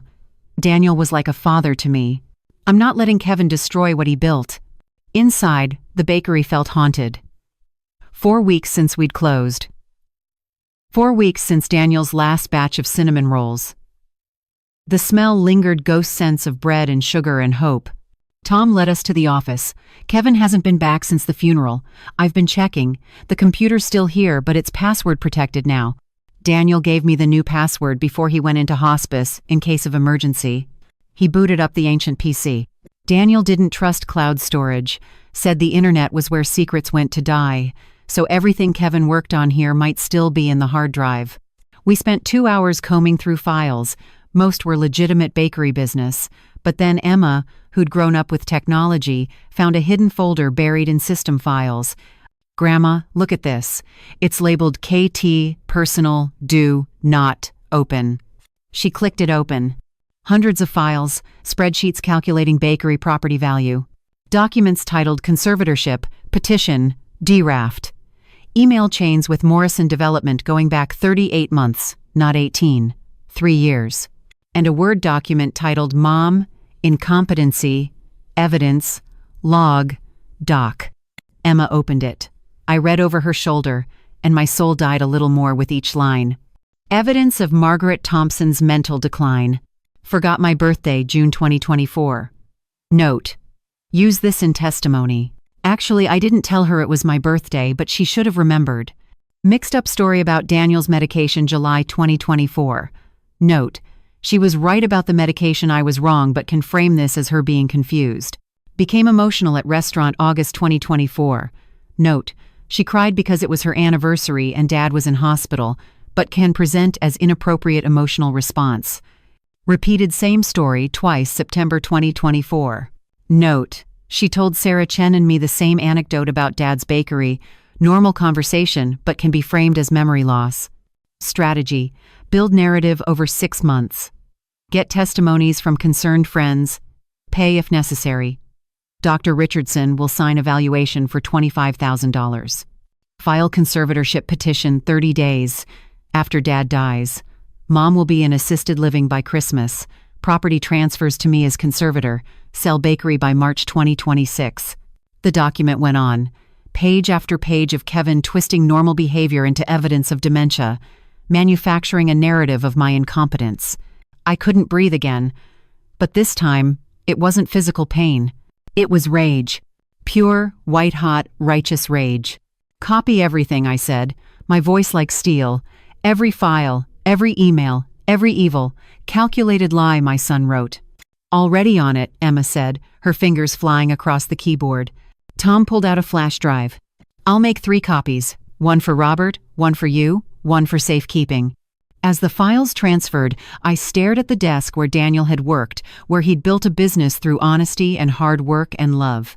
Kevin had used that same desk to plot the destruction of everything Daniel valued. Mom will be in assisted living by Christmas, I read aloud. He was planning my imprisonment, my actual imprisonment. Not anymore, Robert said grimly. Margaret, with this evidence, I can file criminal charges. Elder abuse, fraud, conspiracy. Kevin could face jail time. I looked at the computer screen, at my son's meticulous plans to erase me, and I felt something final click into place. File everything, I said. Every charge you can make stick. Kevin wanted to bury me. Instead, we're going to bury him. In the cold October night, in the bakery Daniel built with his hands, I stopped being a mother who loved unconditionally and became a woman who would fight for justice. Even if the enemy was my own son, Robert filed the paperwork on Friday morning. By Friday afternoon, all hell broke loose. I was in the kitchen making tea. Earl Grey. Daniel's favorite when my phone exploded with notifications. Text after text. Voicemail after voicemail, all from numbers I didn't recognize. Emma grabbed my phone before I could. Her face went pale as she scrolled. Grandma, don't look at these, please. Emma, give me the phone. They're horrible. Her voice broke. Dad posted something on Facebook. It's going viral. She showed me reluctantly. Kevin had posted 2 hours ago, and it already had 3,000 shares. Kevin Thompson. It's with a broken heart that I share this publicly, but I need support from my community. My mother, Margaret Thompson, is suffering from severe dementia. In her confused state, she's been manipulated by opportunistic people who want access to her assets. Despite my attempts to protect her, she's removed me from her will and is making dangerous decisions. I'm pursuing legal conservatorship to keep her safe. If you've seen her acting erratically, please contact me. She may seem fine in brief interactions, but she's declining rapidly. Please keep our family in your prayers. Number dementia awareness. Number elder care. Number family first. The post included a photo me at Daniel's funeral, face tear-stained and lost, looking every bit the confused old woman Kevin was painting. The comments were worse. Sarah B., Portland. Oh, Kevin, I'm so sorry. This is so hard. My mother had dementia too. Stay strong. Kevin, thank you. It's heartbreaking watching her disappear, but I'll keep fighting for her safety. Mike Davis, attorney. Dude, you need to act fast. Dementia patients are vulnerable to financial exploitation. Get that conservatorship as soon as possible. Ashley, Kevin is being so brave. It's devastating watching his mother deteriorate. We just want to protect her. Dayar, random user 47. Why isn't she in a care facility? She could hurt herself. Kevin, we're working on it. She's resisting help, which is typical with dementia, but we won't give up on her. 3,000 shares, 3,000 people who now believed I was a demented old woman being exploited. My hands shook so violently the phone clattered to the floor. The kitchen walls closed in. My chest constricted, not the cardiac pain from before, but panic, pure and suffocating. I can't breathe, I gasped. Emma, I can't. Emma guided me to a chair, her hands steady despite her tears. Breathe with me, Grandma. In for 4, hold for 4, out for 4.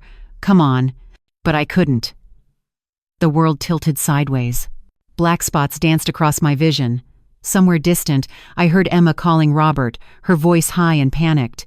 When I came to seconds or minutes later, I couldn't tell I was lying on the couch with a cold cloth on my forehead. Maria Gonzalez knelt beside me, murmuring prayers in Spanish. Mrs.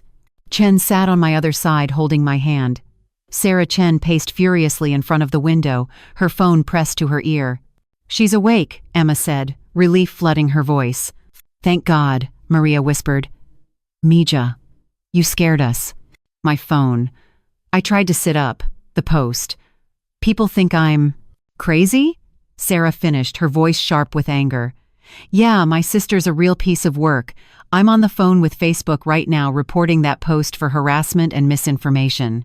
"They won't take it down," I said weakly. "It's his opinion. He's allowed to slander his mother publicly?" Robert's voice cut through the room. He stood in the doorway, laptop bag over his shoulder, his expression thunderous. "No, Margaret. That crosses several legal lines." He set up his laptop on the coffee table, fingers flying across the keyboard. "Kevin made a critical mistake. He claimed you have severe dementia and are making dangerous decisions. Those are medical claims. Without a diagnosis from a qualified physician, that's defamation per se in Oregon, particularly when used to justify legal action like conservatorship." "But people believe him," I whispered. 3,000 shares. 3,000 people think I'm incompetent. And we're going to prove every single one of them wrong. Robert pulled out a folder. "Dr. Lisa Huang called me this morning. She's the psychiatrist who evaluated you after your panic attack last week. She's willing to testify that you're cognitively intact, suffering from acute stress disorder due to family trauma, not dementia. She's also willing to evaluate you again, on record, for the court. Additionally," he continued, "I've contacted 3 doctors Daniel saw during his final months. They all documented conversations with you, detailed, complex medical discussions about his care. No physician noted any cognitive decline. Their records will destroy Kevin's narrative." Mrs. Chen squeezed my hand. "And the church community is rallying. Father O'Brien is writing a statement about your involvement in church activities. You organize the food bank, manage the parish library, teach ESL classes. You're not some confused old woman, Margaret. Everyone knows it. The book club, too," Sarah added. 23 women who've discussed complex literature with you for 15 years. We're all writing testimonials. Kevin's painting you as demented. We'll show the court exactly how sharp your mind is." But my phone kept buzzing. More notifications. More messages from strangers. Emma checked it, her face darkening. "Grandma, you have 87 messages. Most are awful. People saying you need to be put somewhere safe, that Emma is manipulating you, that Kevin's a hero for trying to protect you." One message she read aloud, and I wish she hadn't. "Unknown number. Your son is right. Old people with dementia shouldn't be allowed to make legal decisions. You're being selfish, refusing help. You're going to end up wandering the streets, lost and confused. Let your son help you before it's too late." The cruelty of strangers. People who'd never met me, never seen me, deciding I was incompetent based on Kevin's lies. "I want to respond," I said. "I want to tell them the truth." "No." Robert's voice was firm. "Anything you say publicly can be used against you in the conservatorship hearing. Kevin's baiting you. He wants you to respond emotionally, to seem unstable. We don't take the bait. So I just let him destroy my reputation? You let US destroy his case. With facts, with evidence, with witnesses who actually know you." Robert opened another file. "Margaret, Kevin filed for emergency conservatorship this morning. The hearing is scheduled for November 15th, 16 days from now." My stomach dropped. "Emergency? What does that mean?" "It means he's claiming you're in immediate danger and need urgent intervention. He submitted a petition stating you're unable to care for yourself, vulnerable to exploitation, and making irrational decisions that endanger your welfare." "That's not true." We know it's not true. But Kevin also submitted evidence." Robert pulled out copies. Statements from 3 of his friends claiming they've witnessed your confusion. Photos of you looking disheveled, probably the funeral photos. A letter from someone named Dr. Richardson stating he's concerned about your cognitive function based on reports from family members. My hands clenched. Dr. Richardson, the one Kevin mentioned in his text messages. The one he was going to pay $25,000 for a fake diagnosis. Exactly. And that's where Kevin screwed up. Robert smiled grimly. Dr. Richardson isn't a psychiatrist or neurologist. He's a concierge physician who treats wealthy clients for colds and golf injuries. He's never evaluated you. He's never even met you. His concern is based entirely on Kevin's claims, which means his letter is hearsay and will be thrown out. But the judge doesn't know that yet, I said. Not yet, but they will. I'm filing a counter motion Monday morning with Dr. Huang's evaluation, the medical records from Daniel's doctors, statements from your community, and he paused, his expression turning fierce, and evidence of Kevin's fraud. The emails, the text messages, the plan to falsely declare you incompetent. Margaret, we're not just defending against Kevin's petition, we're exposing him. Emma's phone rang. She answered, listened, then her face went white. Are you kidding me? She put the phone on speaker. Tom Brennan's voice filled the room, shaking with anger. Mrs. Thompson, Kevin was just here at the bakery. He had a locksmith. He changed the locks. When I tried to stop him, he threatened to have me arrested for trespassing. He said the bakery belongs to him now, that his mother is non compos mentis, that's Latin for not of sound mind, and he's claiming the right to secure the property. My vision tunneled. He changed the locks? On my bakery? He's also posting eviction notices, says the building is being sold and everyone needs to vacate. Mrs. Thompson, I'm so sorry. I tried to call the police, but Kevin showed them some document claiming he has power of attorney. He doesn't have power of attorney. I was on my feet, dizzy but furious. Daniel specifically refused to give it to him. Robert was already on his phone. I'm calling the police now. Tom, stay there. Don't leave the property. Kevin does not have legal authority to change those locks. Within 30 minutes, we were all at Rose Hill Bakery. Me, Emma, Robert, Maria, Mrs. Chen, Tom, and 2 Portland police officers who looked deeply uncomfortable with the family drama unfolding. Kevin stood in front of the bakery, Ashley beside him, both of them wearing matching designer athleisure and expressions of smug satisfaction. A locksmith was finishing installing new deadbolts. Mother! Kevin called out, his voice dripping with false concern. You shouldn't be out. It's getting cold. Emma, why did you bring her here? She needs rest. This is my bakery, I said, my voice shaking but loud. You have no right. Actually, I have every right. As your concerned son pursuing conservatorship, I'm obligated to secure valuable assets. This building is worth over $5 million. It's not safe leaving it unlocked with you, unable to make sound decisions. I'm perfectly capable. Are you? Kevin pulled out his phone. Because this morning you called me 17 times, left rambling voicemails about conspiracies and theft. That's not rational behavior, Mother. My blood ran cold. I didn't call you. Your phone records say otherwise. Robert stepped forward. Mr. Thompson, do you have legal power of attorney over your mother? I have a conservatorship petition pending. Pending, not granted. Which means you currently have zero legal authority over Mrs. Thompson or her property. Changing these locks is illegal seizure of property. I suggest your locksmith undo his work immediately, or these officers will arrest you for burglary. The 2 cops shifted uncomfortably. The younger one, Officer Martinez, his name tag red cleared his throat. Sir, is there a court order granting you authority over this property? Not yet, but then you need to restore the original locks. Now. Kevin's face flushed crimson. This is ridiculous. My mother is mentally incompetent. I'm trying to protect her assets from vultures like him, he jabbed a finger at Robert, who are manipulating a sick old woman. Sick old woman? The words came out of me like venom. I buried your father alone while you drank champagne. I built this bakery with 45 years of 4 a.m. wake-ups. I'm not sick. I'm not confused. I'm just finally seeing you clearly, Kevin. You're delusional, Ashley interjected, her voice icy. You've turned Emma against us with your paranoia. You've fabricated this entire conspiracy theory because you can't accept that you're declining. It's sad, Margaret, truly sad. Emma stepped between us. My grandmother isn't delusional. You two are criminals. We have your emails, your text messages, your plan to steal the bakery, your fake incompetency log, all of it. Kevin and Ashley's confident expressions flickered, just for a second, but I saw it, fear. I don't know what you think you have, Kevin said slowly, but it's probably more evidence of Mom's confusion. She's been mixing up files, inventing stories. Really? Robert pulled out his phone. Because I have a recording. From September 5th. Would you like me to play it for these officers? The one where you threaten Tom Brennan and discuss your plans to sell this bakery after declaring your mother incompetent? The color drained from Kevin's face. Officer Martinez's expression hardened. Sir, I'm going to need you to restore those locks immediately, and I'm going to need to see this power of attorney document you mentioned. It's being processed.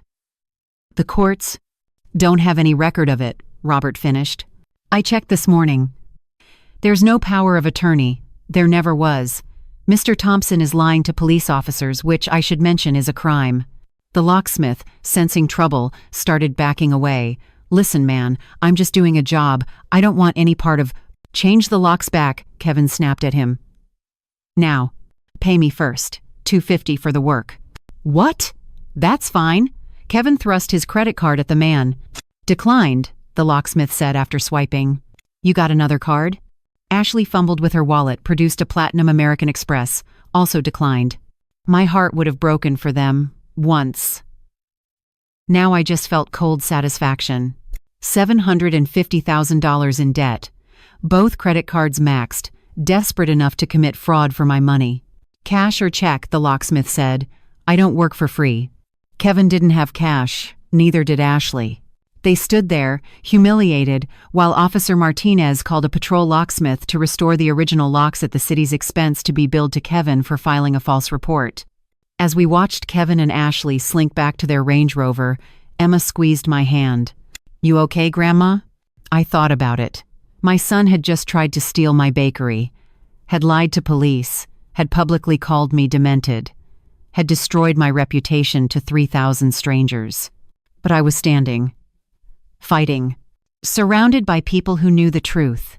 I'm better than okay, I said. I'm winning. The video went viral on Sunday. Not Kevin's lies. Ours. The truth. Emma had edited together footage from the bakery confrontation, Kevin's rage, his declined credit cards, the police questioning his fraudulent power of attorney claims, and posted it to TikTok with the caption, When your father tries to steal your grandmother's life savings and calls her the crazy one, number, elder abuse number, justice for grandma number, receipts not lies. By Sunday morning, it had 2 million views. By noon, it had 5 million. By evening, the local news was calling. I sat in Daniel's recliner, wrapped in the Afghan his mother had crocheted, watching my family's destruction play out on a screen smaller than my hand. The comment section was a war zone. At Sarah Justice, this is disgusting. That son should be in jail. At Portland Mom 3, I know this bakery. Rose Hill makes the best cinnamon rolls in Portland. This woman is sharp as a tack. Her son is a liar. At Lawyer Mike. The declined credit cards, though he's broke and trying to steal from his own mother. At Team Grandma, someone start a GoFundMe for her legal fees. I'm donating right now. But Kevin's supporters were there too. At Ashley's supporter, you don't know the whole story. This grandmother is manipulating everyone. Dementia patients can seem normal in short interactions. At Realist Rick, classic elder abuse by the granddaughter. She's isolating the grandmother from her own son. Textbook manipulation. At Kevin Thompson. This video is taken out of context and violates my privacy. My lawyers will be addressing this defamation. He's threatening to sue me, Emma said quietly. She sat on the floor beside my chair, her laptop open, monitoring the comments. For defamation. For invasion of privacy.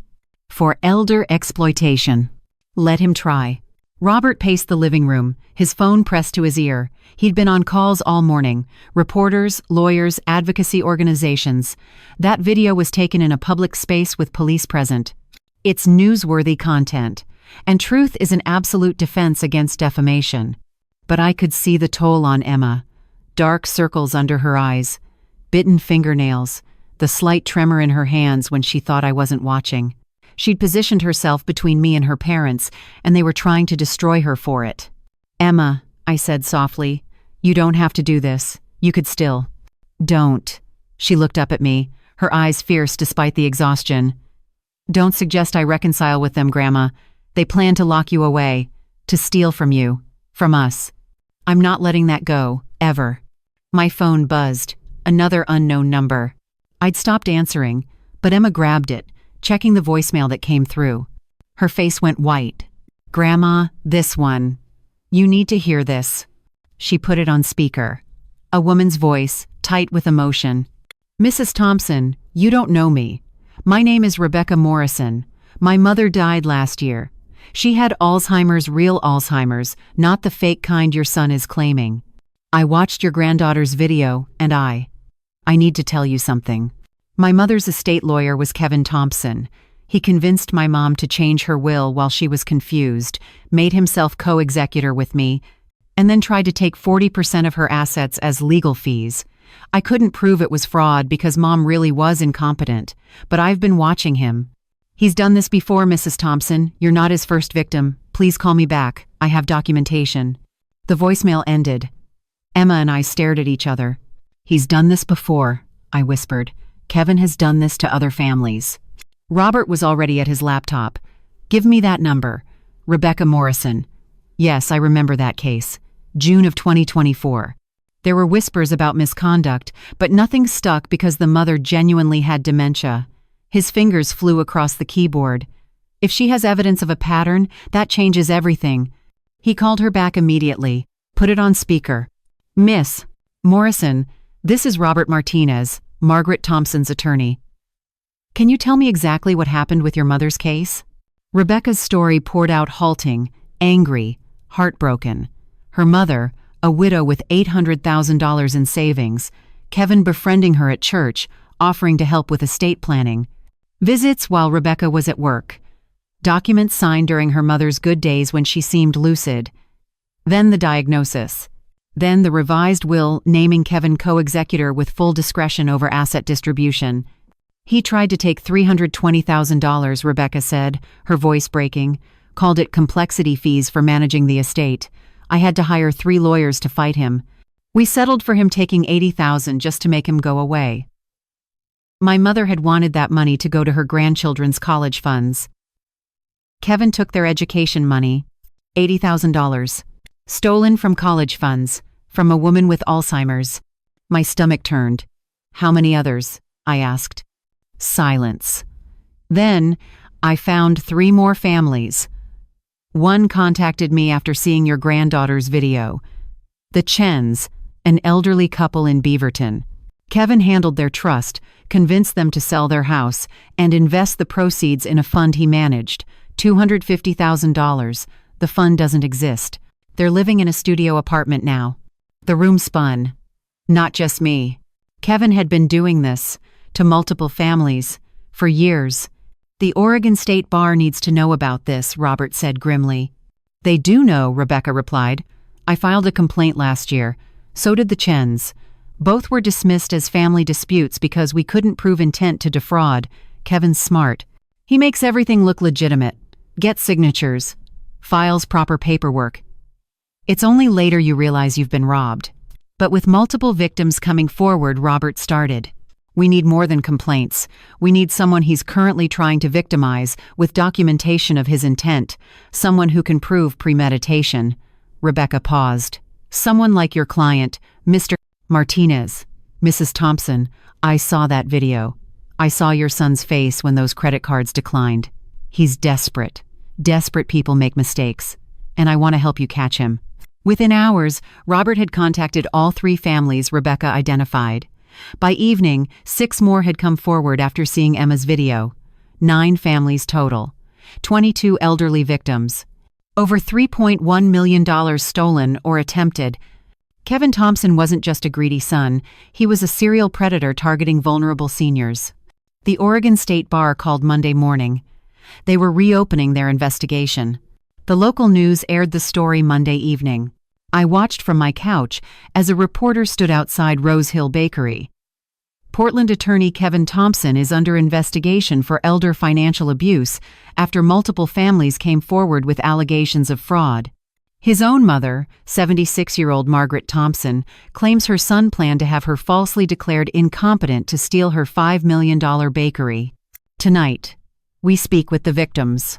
They interviewed Rebecca Morrison, the Chens, a widower named Frank Delgado whose son's college fund Kevin had managed into his own pocket. And they interviewed me. The reporter, a kind woman named Jessica Park, had come to my house that afternoon with Emma's permission. She'd ask gentle questions. listened as I cried, explaining how Kevin had missed his father's funeral to plan my institutionalization, nodded as I showed her Daniel's letter, the text messages, the evidence of 3 years of conspiracy. Now, on television, I watched myself say, "My son didn't become a monster overnight. I just finally saw what he'd been all along, and I'm not letting him hurt anyone else." My phone exploded. Texts, calls, messages from people across the country. Elderly parents whose children stole from them. Adult children watching parents succumb to financial abuse. Lawyers offering pro bono help. Advocacy groups wanting my story. And Maria Rodriguez, my former bakery employee, sent a text that made me cry. "Mrs. T, the whole neighborhood is talking. We're organizing. Wednesday night, 7 p.m. at the bakery. You need to see this." Wednesday evening, Emma drove me to Rose Hill. The October night was cold and clear, stars visible above Portland's light pollution. As we turned onto Alberta Street, I gasped. Hundreds of people lined the sidewalk, holding candles, holding signs. "We stand with Margaret. Rose Hill belongs to the Thompsons. Protect our elders. Kevin Thompson. Shame on you." Father O'Brien stood at the front with Maria Gonzalez and Mrs. Chen. Tom Brennan held a banner reading 45 years of honest bread, 0 years of honest son. As Emma helped me out of the car, the crowd erupted in applause. "Speech! Speech!" someone called. I couldn't. My throat closed. Tears streamed down my face. Father O'Brien took my hand. "Margaret, this community loves you. We've watched you serve Portland for 45 years. You fed us, you employed us, you taught our children, you never asked for anything in return. Now we're returning the favor." He gestured to the crowd. "We have 42 written testimonials about your character, 17 doctors willing to evaluate your cognitive function, 8 lawyers offering pro bono representation." And he smiled. "A GoFundMe that's raised $68,000 for your legal fees in the last 2 days? $68,000. From strangers. From a community that saw through Kevin's lies." I found my voice. I don't know what to say. "Don't say anything," Mrs. Chen called out. "Just keep fighting. We need you to win, Margaret. Not just for you, for all of us. For every parent afraid their child will do what Kevin did." The crowd murmured agreement. Emma stood beside me, filming. "Grandma, say something. Everyone's watching." I looked at the faces surrounding me. Young and old. Every ethnicity. All united by a simple truth. What Kevin did was wrong. "My husband Daniel believed in legacy," I said, my voice shaky but growing stronger. "He said legacy isn't what you leave behind, it's who you leave it to. Kevin thought our legacy was money, property, assets to liquidate. But Daniel knew better. Our legacy is this." I gestured at the crowd. Community, dignity. Standing up for what's right even when it's hard. The crowd cheered. "Kevin tried to erase me," I continued, "to lock me away and take everything Daniel and I built. But I'm still here, still fighting. And I won't stop until every family he's hurt gets justice." More applause, more tears, not just mine. Sarah Chen pushed through the crowd, dragging someone with her. Ashley. Ashley looked terrible. No makeup, hair unwashed, yoga pants that had seen better days. Her eyes were red and swollen. "Tell her," Sarah hissed at her sister. "Tell Margaret what you told me." Ashley wouldn't meet my eyes. I didn't know. About the other families. Kevin told me they were just bitter people who didn't understand legal fees. "I swear, Margaret, I didn't know he'd done this before." "But you knew about me," I said quietly. "You knew he planned to declare me incompetent. You called it necessary in your text messages." "I was wrong." Ashley's voice broke. "I was so wrong. Kevin convinced me you were declining, that we were helping you. But then I saw that computer file, the fake evidence log, the way he twisted everything you did into symptoms. I realized he was going to do the same thing to me someday, when I was old, when I was vulnerable." She finally looked up, mascara streaked across her cheeks. "I'm filing for divorce, and I'm willing to testify, against Kevin, in court, all of it." The crowd went silent. Ashley, testifying against Kevin. The ultimate betrayal, or the ultimate redemption. Robert materialized beside me. "Margaret, if Ashley testifies about Kevin's planning, his intent, his manipulation, we don't just win the conservatorship case, we destroy him, completely." I looked at Ashley, this woman who'd chosen spa days over my husband's funeral, who'd posted champagne celebrations while I grieved, who'd conspired to steal my life, but also a woman who'd been manipulated by Kevin, used, discarded when she questioned him. A victim, like the rest of us. Will you testify? I asked her. Yes, Ashley wiped her eyes. I'll tell them everything. The planning, the lies, the other families he bragged about managing, everything. I nodded slowly. Then welcome to the team. That night, driving home with Emma, I finally let myself feel hope. Real hope. Not naive optimism, but grounded certainty. Kevin had made a fatal error. He'd assumed everyone was as cruel as him, as willing to sacrifice truth for money. But we weren't. And that would be his downfall. The death threat came on Thursday. Not subtle, not anonymous. A voicemail from Kevin's own phone, left at 2 a.m. when he was presumably drunk enough to abandon caution. You think you've won, Mother? You've turned everyone against me. My career is destroyed. The state bar suspended my license. Ashley left me. My own daughter won't speak to me. You did this, you. And I swear to God, if I lose everything, you're coming down with me. You hear me? I will burn that bakery to the ground before I let Emma have it. The message cut off abruptly, like he'd realized what he was saying. Too late. Robert filed for an emergency restraining order within 2 hours. By Thursday afternoon, Kevin was barred from coming within 500 feet of me, Emma, or Rose Hill Bakery. But the damage was done. I couldn't sleep, couldn't eat. Every sound made me jump. Every shadow looked like Kevin. Grandma, you need to rest. Emma sat on the edge of my bed Friday morning, holding a smoothie she'd made banana and strawberry, trying to get calories into me somehow. You've lost 8 pounds in 2 weeks, Dr. Huang says. Dr. Huang says I'm dying of stress. I pushed the smoothie away. I know. My body knows. But what am I supposed to do, Emma? Sleep peacefully while your father threatens to burn down everything your grandfather built? He won't. The police are watching him. Robert got a restraining order. We have security cameras on the bakery now. Tom installed them yesterday. Emma's voice cracked. But Grandma, if you don't take care of yourself, Dad wins anyway. You'll end up in the hospital, and he'll use that as proof you're incompetent. She was right. I knew she was right. But knowing and doing were different things. My hands shook constantly now.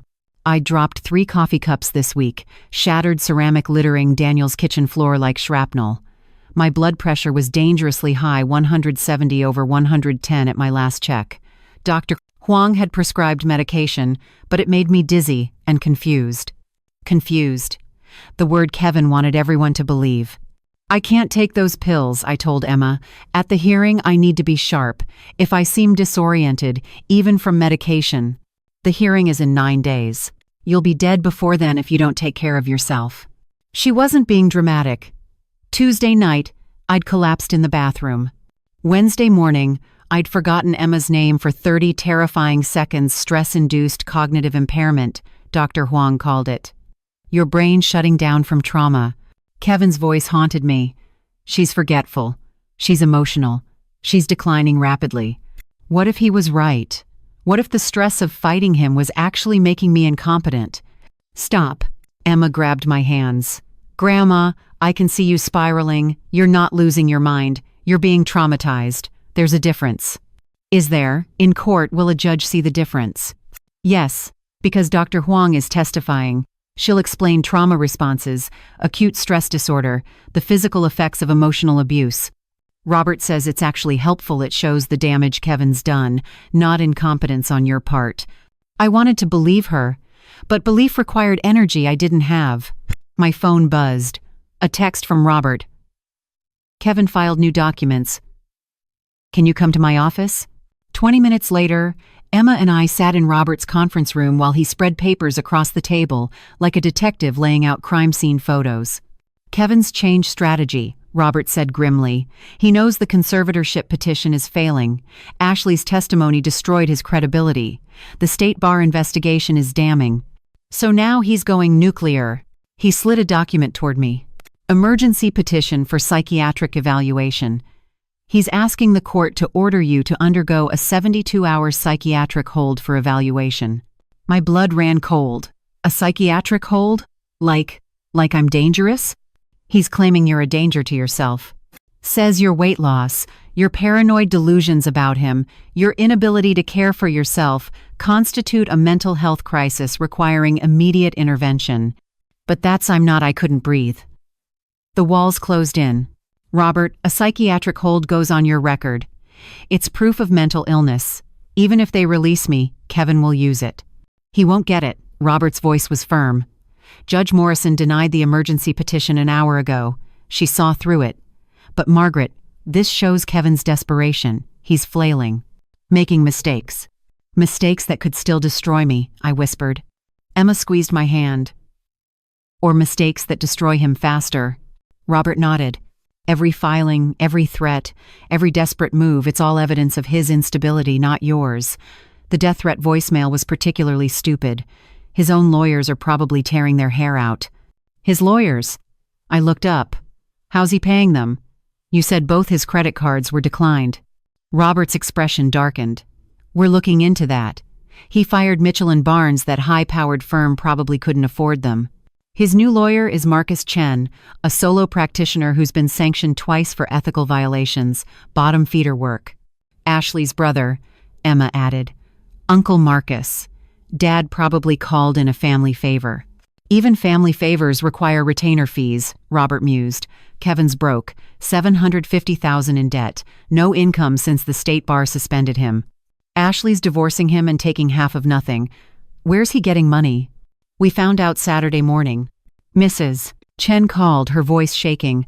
Margaret, you need to see this. Kevin posted something on a crowdfunding site. It's evil. The GoFundMe page loaded on my laptop, and my heart shattered. Help me save my mother from elder abuse. My name is Kevin Thompson. I'm a Portland attorney fighting to protect my elderly mother, Margaret, who's suffering from advanced dementia. Manipulative people have isolated her, turned her against her family, and are stealing her $5 million estate. My mother needs professional care, but I can't afford the legal fees to save her. I've already spent my savings trying to protect her. Now I'm asking for help. Goal, $50,000 for legal fees and mother's care facility placement. Every dollar helps me rescue my mom from exploitation. Please share. The page had raised $12,000 in 18 hours. $12,000 from strangers who believed Kevin's lies. The comments were worse. Donham, this is heartbreaking. Dementia is so cruel. Donated $500. Kevin, thank you so much. Every bit helps me fight for my mother's safety. Jakar, I went through this with my dad. The friends who isolated him were after his money. Stay strong. Kevin, that's exactly what's happening. These people have convinced her I'm the enemy. Susan P. Why isn't she in a care facility already? Kevin. She's resisting, which is common with dementia. But I won't give up on her. My hands shook so violently I couldn't type. Emma took the laptop, her face white with rage. He's fundraising off lying about you. Using strangers' money to destroy you. She couldn't even finish. Robert was already on his phone. I'm reporting this to GoFundMe for fraud. We have documentation proving Kevin's claims are false. They'll shut it down.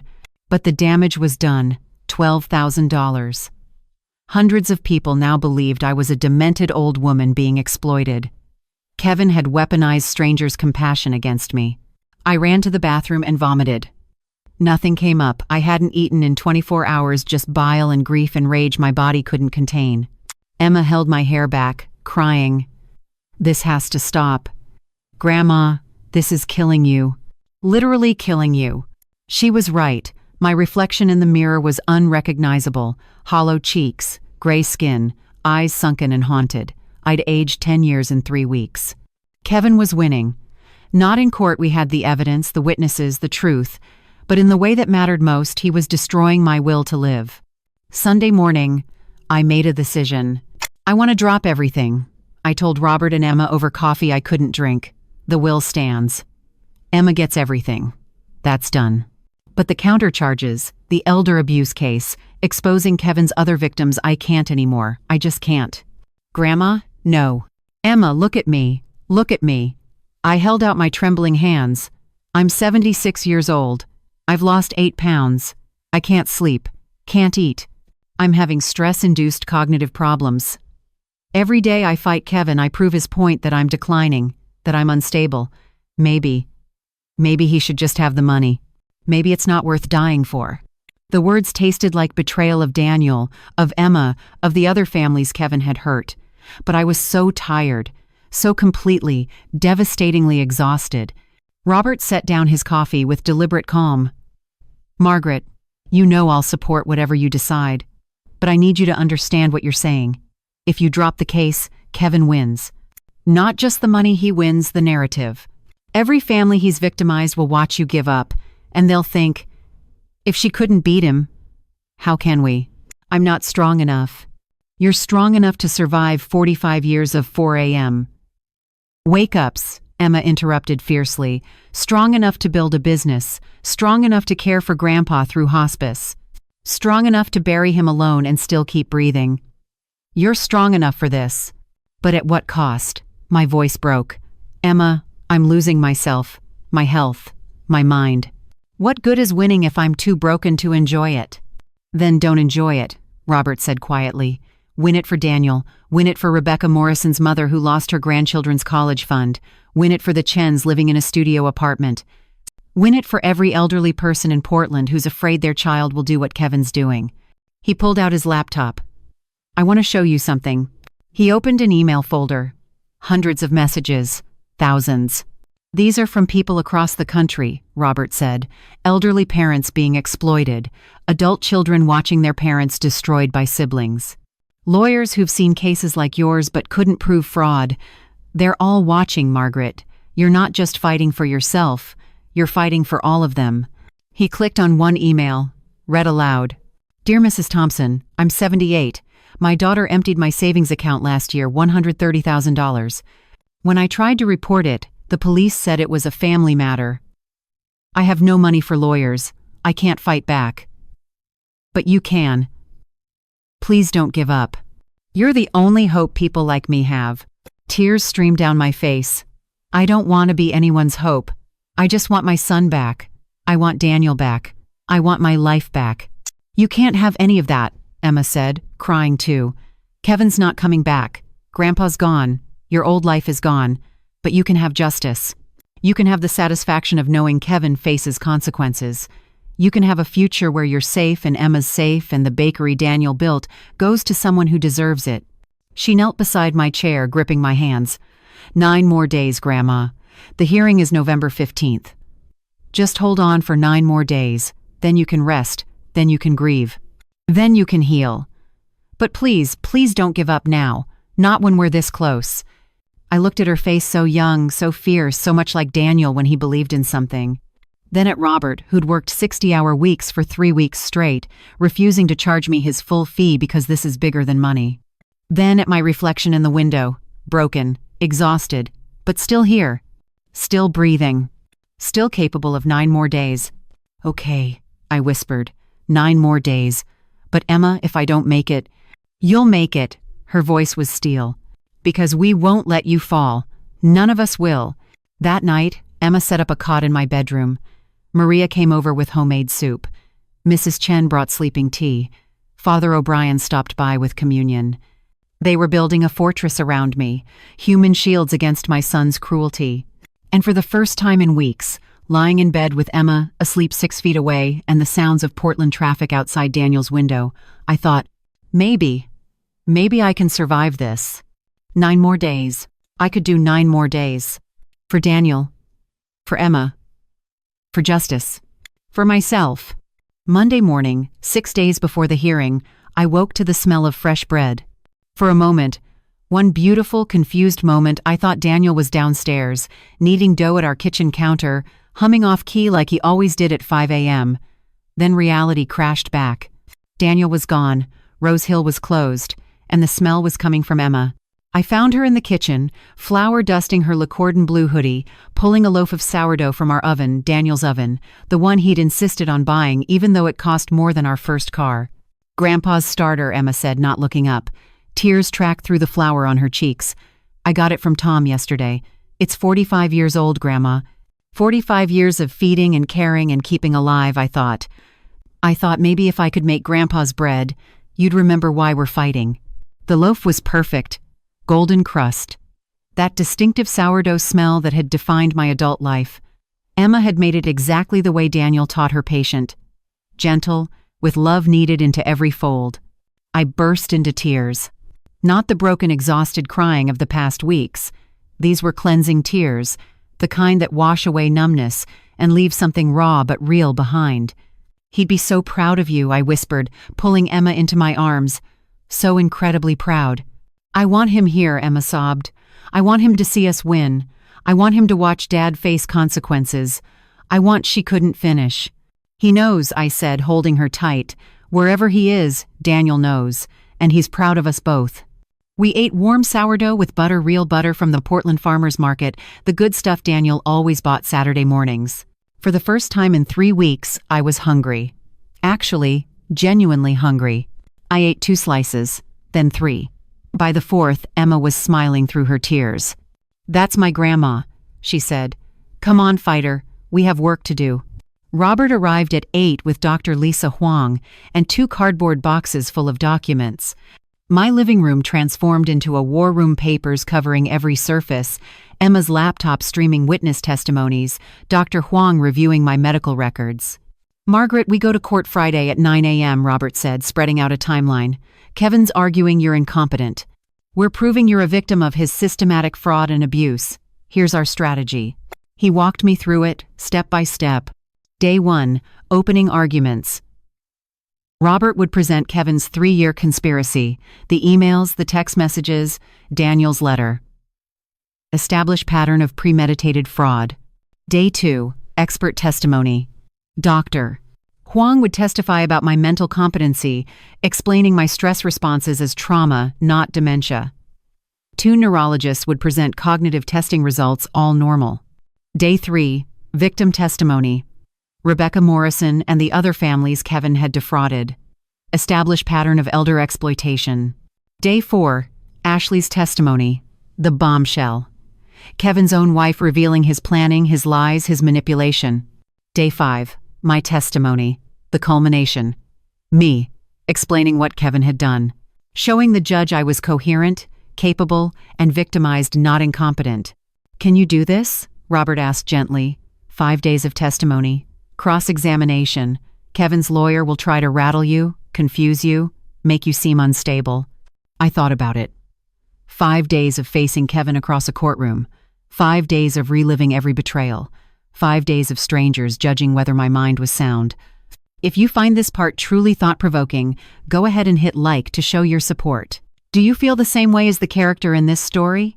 Share your thoughts in the comments. I'd love to hear from you. "Yes," I said. My voice didn't shake. "I can do this." Dr. Huang smiled. "That's the Margaret I evaluated. Strong, clear, traumatized, but not impaired. The judge will see that." "What about Kevin?" Emma asked. "What's his strategy?" Robert's expression darkened. Desperation. His lawyer, Marcus Chen, filed a witness list yesterday. Kevin's calling character witnesses people who'll testify you've been declining for years, old neighbors who haven't seen you in months, distant relatives who believed his social media posts. He's building a narrative of long-term cognitive decline. "But we have medical records proving otherwise," I protested. "We do, but Kevin's betting on emotion over evidence, on a judge who might think better safe than sorry and grant conservatorship for your protection. It happens, Margaret, more often than it should." The fear crept back in. What if it happens to me? Then we appeal, and we win on appeal. But I don't think it'll come to that. Judge Morrison is sharp. She's already denied Kevin's emergency petitions. She sees through him. Tuesday, we did testimony prep. Robert played Kevin's lawyer, asking brutal questions designed to confuse and upset me. "Mrs. Thompson, isn't it true you've been forgetting things lately?" "Yes, under extreme stress." "Yes or no, Mrs. Thompson?" "Yes, but..." "And isn't it true you collapsed twice in the past month? Due to panic attacks caused by..." "Yes or no?" "Yes." "And isn't it true your own son, who loves you, is desperately trying to protect you?" That one broke me. I started crying, couldn't stop, ended up hyperventilating until Dr. Huang coached me through breathing exercises. Margaret, Robert said gently. When I'd calmed down, that's what they'll do. They'll twist everything. Make your trauma look like incompetence. Your grief look like instability. You need to be ready. I don't know if I can. You can, Emma interrupted, because you're not answering him. You're answering the judge. Look at the judge. Tell her the truth. Don't let Dad's lawyer rattle you. We practiced for 6 hours. By the end, I was exhausted but steadier. I learned to pause before answering, to breathe, to remember I was telling my story to Judge Morrison, not performing for Kevin's circus. Wednesday morning brought a surprise. Mrs. Chen called at 7 a.m., her voice shaking with excitement. Margaret, turn on the news. Channel 8, now.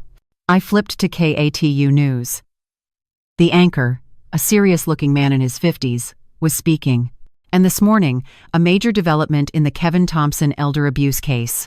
The Multnomah County District Attorney has announced criminal charges against Thompson, including fraud, attempted theft, and criminal conspiracy. But the biggest bombshell, evidence has emerged that Thompson may have forged documents in multiple estate cases. They cut to footage of Kevin being escorted out of his West Hills home by police. No handcuffs yet, but the implication was clear. He was wearing sweatpants and a stained t-shirt, unshaven, looking nothing like the polished lawyer he'd been a month ago. Ashley stood in the driveway, phone recording, her face determined. She'd done this. She'd given evidence that led to his arrest. The anchor continued. Thompson is due in court Friday for a separate conservatorship hearing involving his mother. Legal experts say these criminal charges significantly impact that case. My phone exploded.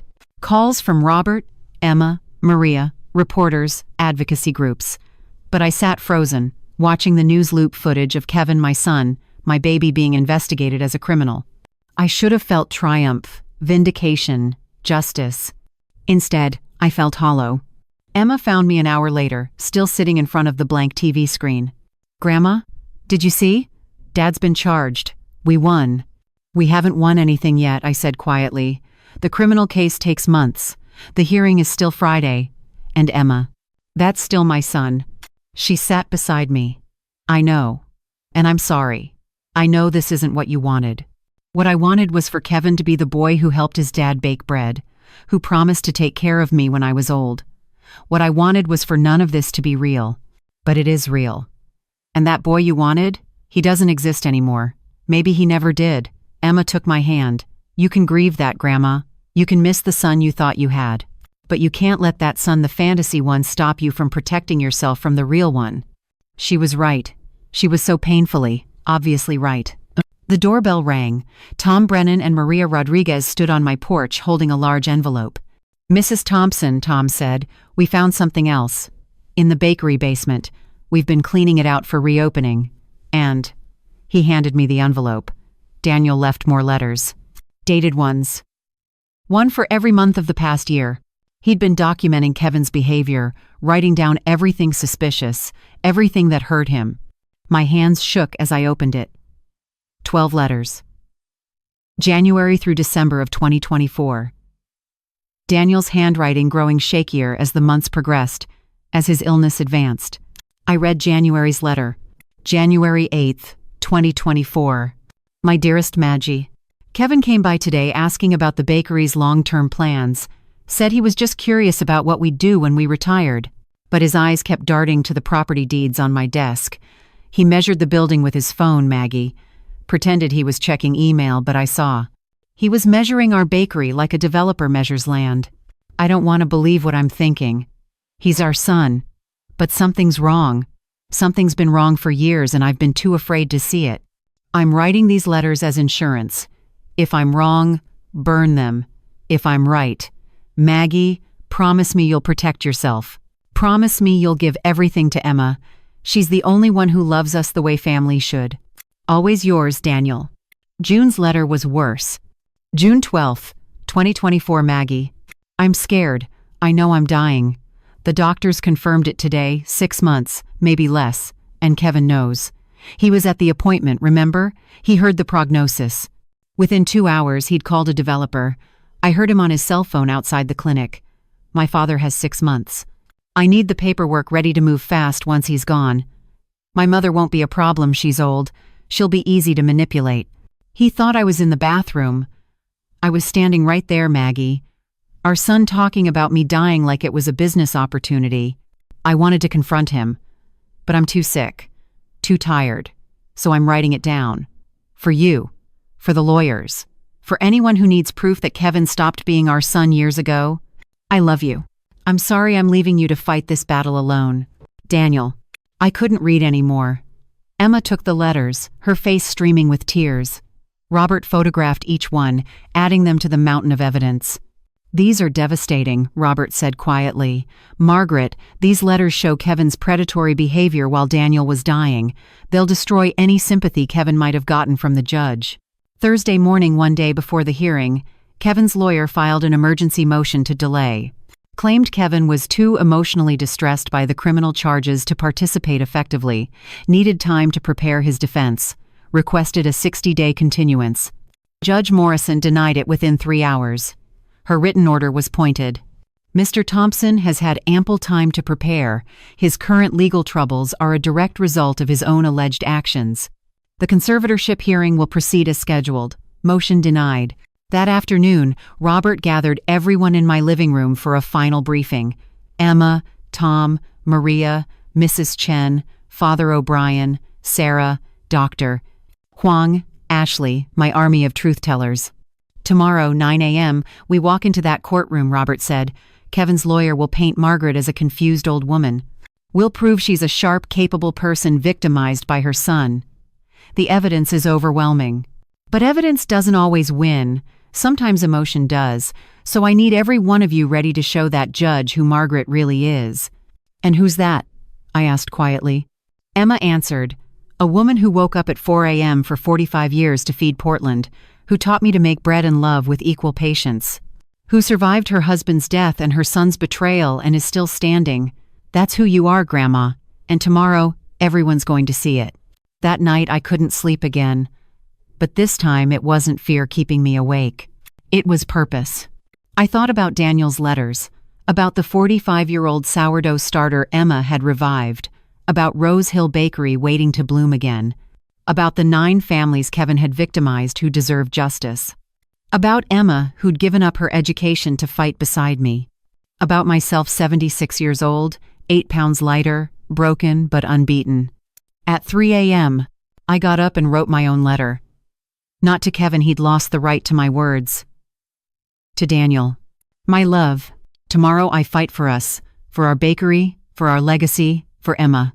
Kevin thinks he can erase 45 years of love with 3 years of lies, but he's wrong. Love doesn't erase, it endures. I'm scared. My body's failing. My heart's shattered. But my mind, the mind Kevin claims is gone, is clear as crystal. And tomorrow I'll prove it. Wait for me. Keep the oven warm. When this is over, when justice is served, I'll join you, and we'll bake bread in whatever comes after this. But not yet. First, I have a son to defeat. Forever yours, Margaret. I folded the letter, placed it beside Daniel's photo on the mantel, and finally slept. Tomorrow, the war ended, and I would be standing when it did. Friday, November 15th, the day that would decide everything. I woke at 4 a.m. Baker's hours, muscle memory from 45 years of pre-dawn darkness. But this morning there was no dough to knead, no ovens to preheat, only the weight of what was coming. Emma was already awake, sitting at the kitchen table with coffee and the outfit she'd chosen for me, a navy blue dress Daniel had loved, pearls his mother left me, sensible flats. Armor disguised as elegance. You need to eat, she said, sliding a plate toward me. Scrambled eggs, toast, a sliced orange. Court could run 6 hours. You can't faint up there. My stomach churned at the thought of food. I'll throw up. Then throw up. But eat first. Her voice was firm, so much like Daniel's when he wouldn't be argued with. Grandma, you need strength. Please. I ate mechanically. Each bite tasted like sawdust, but I swallowed anyway. For Emma, for Daniel, for myself. At 7:30, Robert arrived with Dr. Huang. They did a final check, took my blood pressure, 165/98, still too high, reviewed my medication list, made sure I had emergency nitroglycerin pills in my purse. How are you feeling? Dr. Huang asked. her psychiatrist eyes seeing everything I tried to hide. Terrified. Exhausted. Like I'm walking to my own execution. That's normal. Margaret, remember, you're not on trial. Kevin is. You're the victim testifying about what was done to you. The judge knows that. But would she? Or would she see a frail 76-year-old woman who'd lost weight, collapsed twice, forgotten her granddaughter's name once under stress? Would she think, better safe than sorry, let's give Kevin conservatorship for her own protection? The drive to Multnomah County Courthouse was silent. Emma held my hand in the back seat of Robert's car. Through the windows, Portland passed by the city Daniel and I had fed for 45 years, the streets where we'd built a life, the community that now rallied behind me. Or did they? Kevin's GoFundMe had raised $18,000 from people who believed his lies. For every supporter I had, Kevin had sympathizers who saw a concerned son trying to save his demented mother. The courthouse loomed a massive concrete building on Southwest 4th Avenue, built in 1914, imposing and cold. I'd walked past it 1,000 times. Never thought I'd be inside, fighting my own son. The parking garage echoed with our footsteps. Robert's phone buzzed constantly last-minute preparations, witnesses confirming arrival, reporters requesting comments. My world had become a media circus, and I was the dancing bear everyone wanted to watch. At the security checkpoint, I had to remove my shoes, my belt, my wedding ring, strip away pieces of dignity before the real stripping began in court. The metal detector beeped my artificial hip, installed 5 years ago after I'd slipped on ice outside the bakery. Another reminder of my age, my fragility, my vulnerability. This way, Robert said, guiding me toward courtroom 507. 5th floor. Judge Caroline Morrison presiding. The hallway outside was chaos. On one side, my people. Emma, Tom, Maria Rodriguez, Mrs. Chen, Father O'Brien, Sarah Chen, Rebecca Morrison, and the other families Kevin had victimized. 23 people holding signs. We stand with Margaret. Justice for Rose Hill, protect our elders. On the other side, Kevin's people, fewer, maybe 8 total. His lawyer Marcus Chen, 2 men in suits I didn't recognize, an elderly couple who turned out to be Kevin's godparents from Seattle, and 4 people holding phones, recording everything. Kevin's attempt at counter-narrative. And Kevin himself.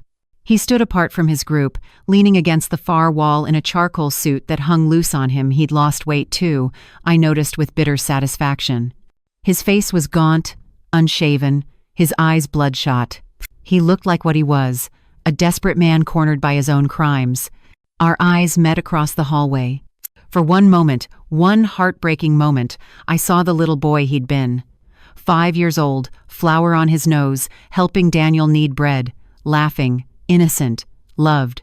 Then he smiled, a cruel, cold smile that said, "I'm going to destroy you, Mother. Watch me." My knees buckled. Emma caught me, held me upright. "Don't look at him," she whispered fiercely. "He wants you scared. Don't give him that." But I was scared, terrified. My heart hammered against my ribs. My vision narrowed. The hallway spun. Margaret. Dr. Huang was suddenly beside me, pressing something into my palm. "Smell this." Peppermint oil. The sharp scent cut through the panic, grounded me in my body. "Breathe," she commanded. 4 counts in. Hold 4. Out 4. Do it. I obeyed. The spinning slowed. My vision cleared. "Good." Again. By the 3rd breath, I could stand on my own. Kevin watched this entire display, his smile widening. To anyone looking, it proved his point. Confused old woman, unable to function without handlers. All rise for the Honorable Judge Caroline Morrison. The bailiff's voice echoed through the suddenly opened courtroom doors. This was it. No more preparation. No more rehearsal. Reality, harsh and unforgiving. The courtroom was smaller than I'd expected. Wood-paneled walls, fluorescent lights, rows of benches like church pews. Judge Morrison sat elevated behind her bench, a black woman in her early 60s, gray-streaked hair pulled back severely, reading glasses perched on her nose, expression unreadable. Case number 25-3987, Thompson versus Thompson. Emergency petition for conservatorship. Her voice was crisp, no nonsense. "Counselors, are we ready to proceed?" "Yes, Your Honor." Marcus Chen stood, adjusting his tie. He was younger than I'd expected, maybe 40, with slicked back hair and a smile that didn't reach his eyes. The petitioner, Kevin Thompson, is ready. Yes, Your Honor. Robert's voice was steady, confident. The respondent, Margaret Thompson, is ready. Very well. Mr. Chen, your opening statement. Marcus Chen walked to the center of the courtroom like an actor taking stage.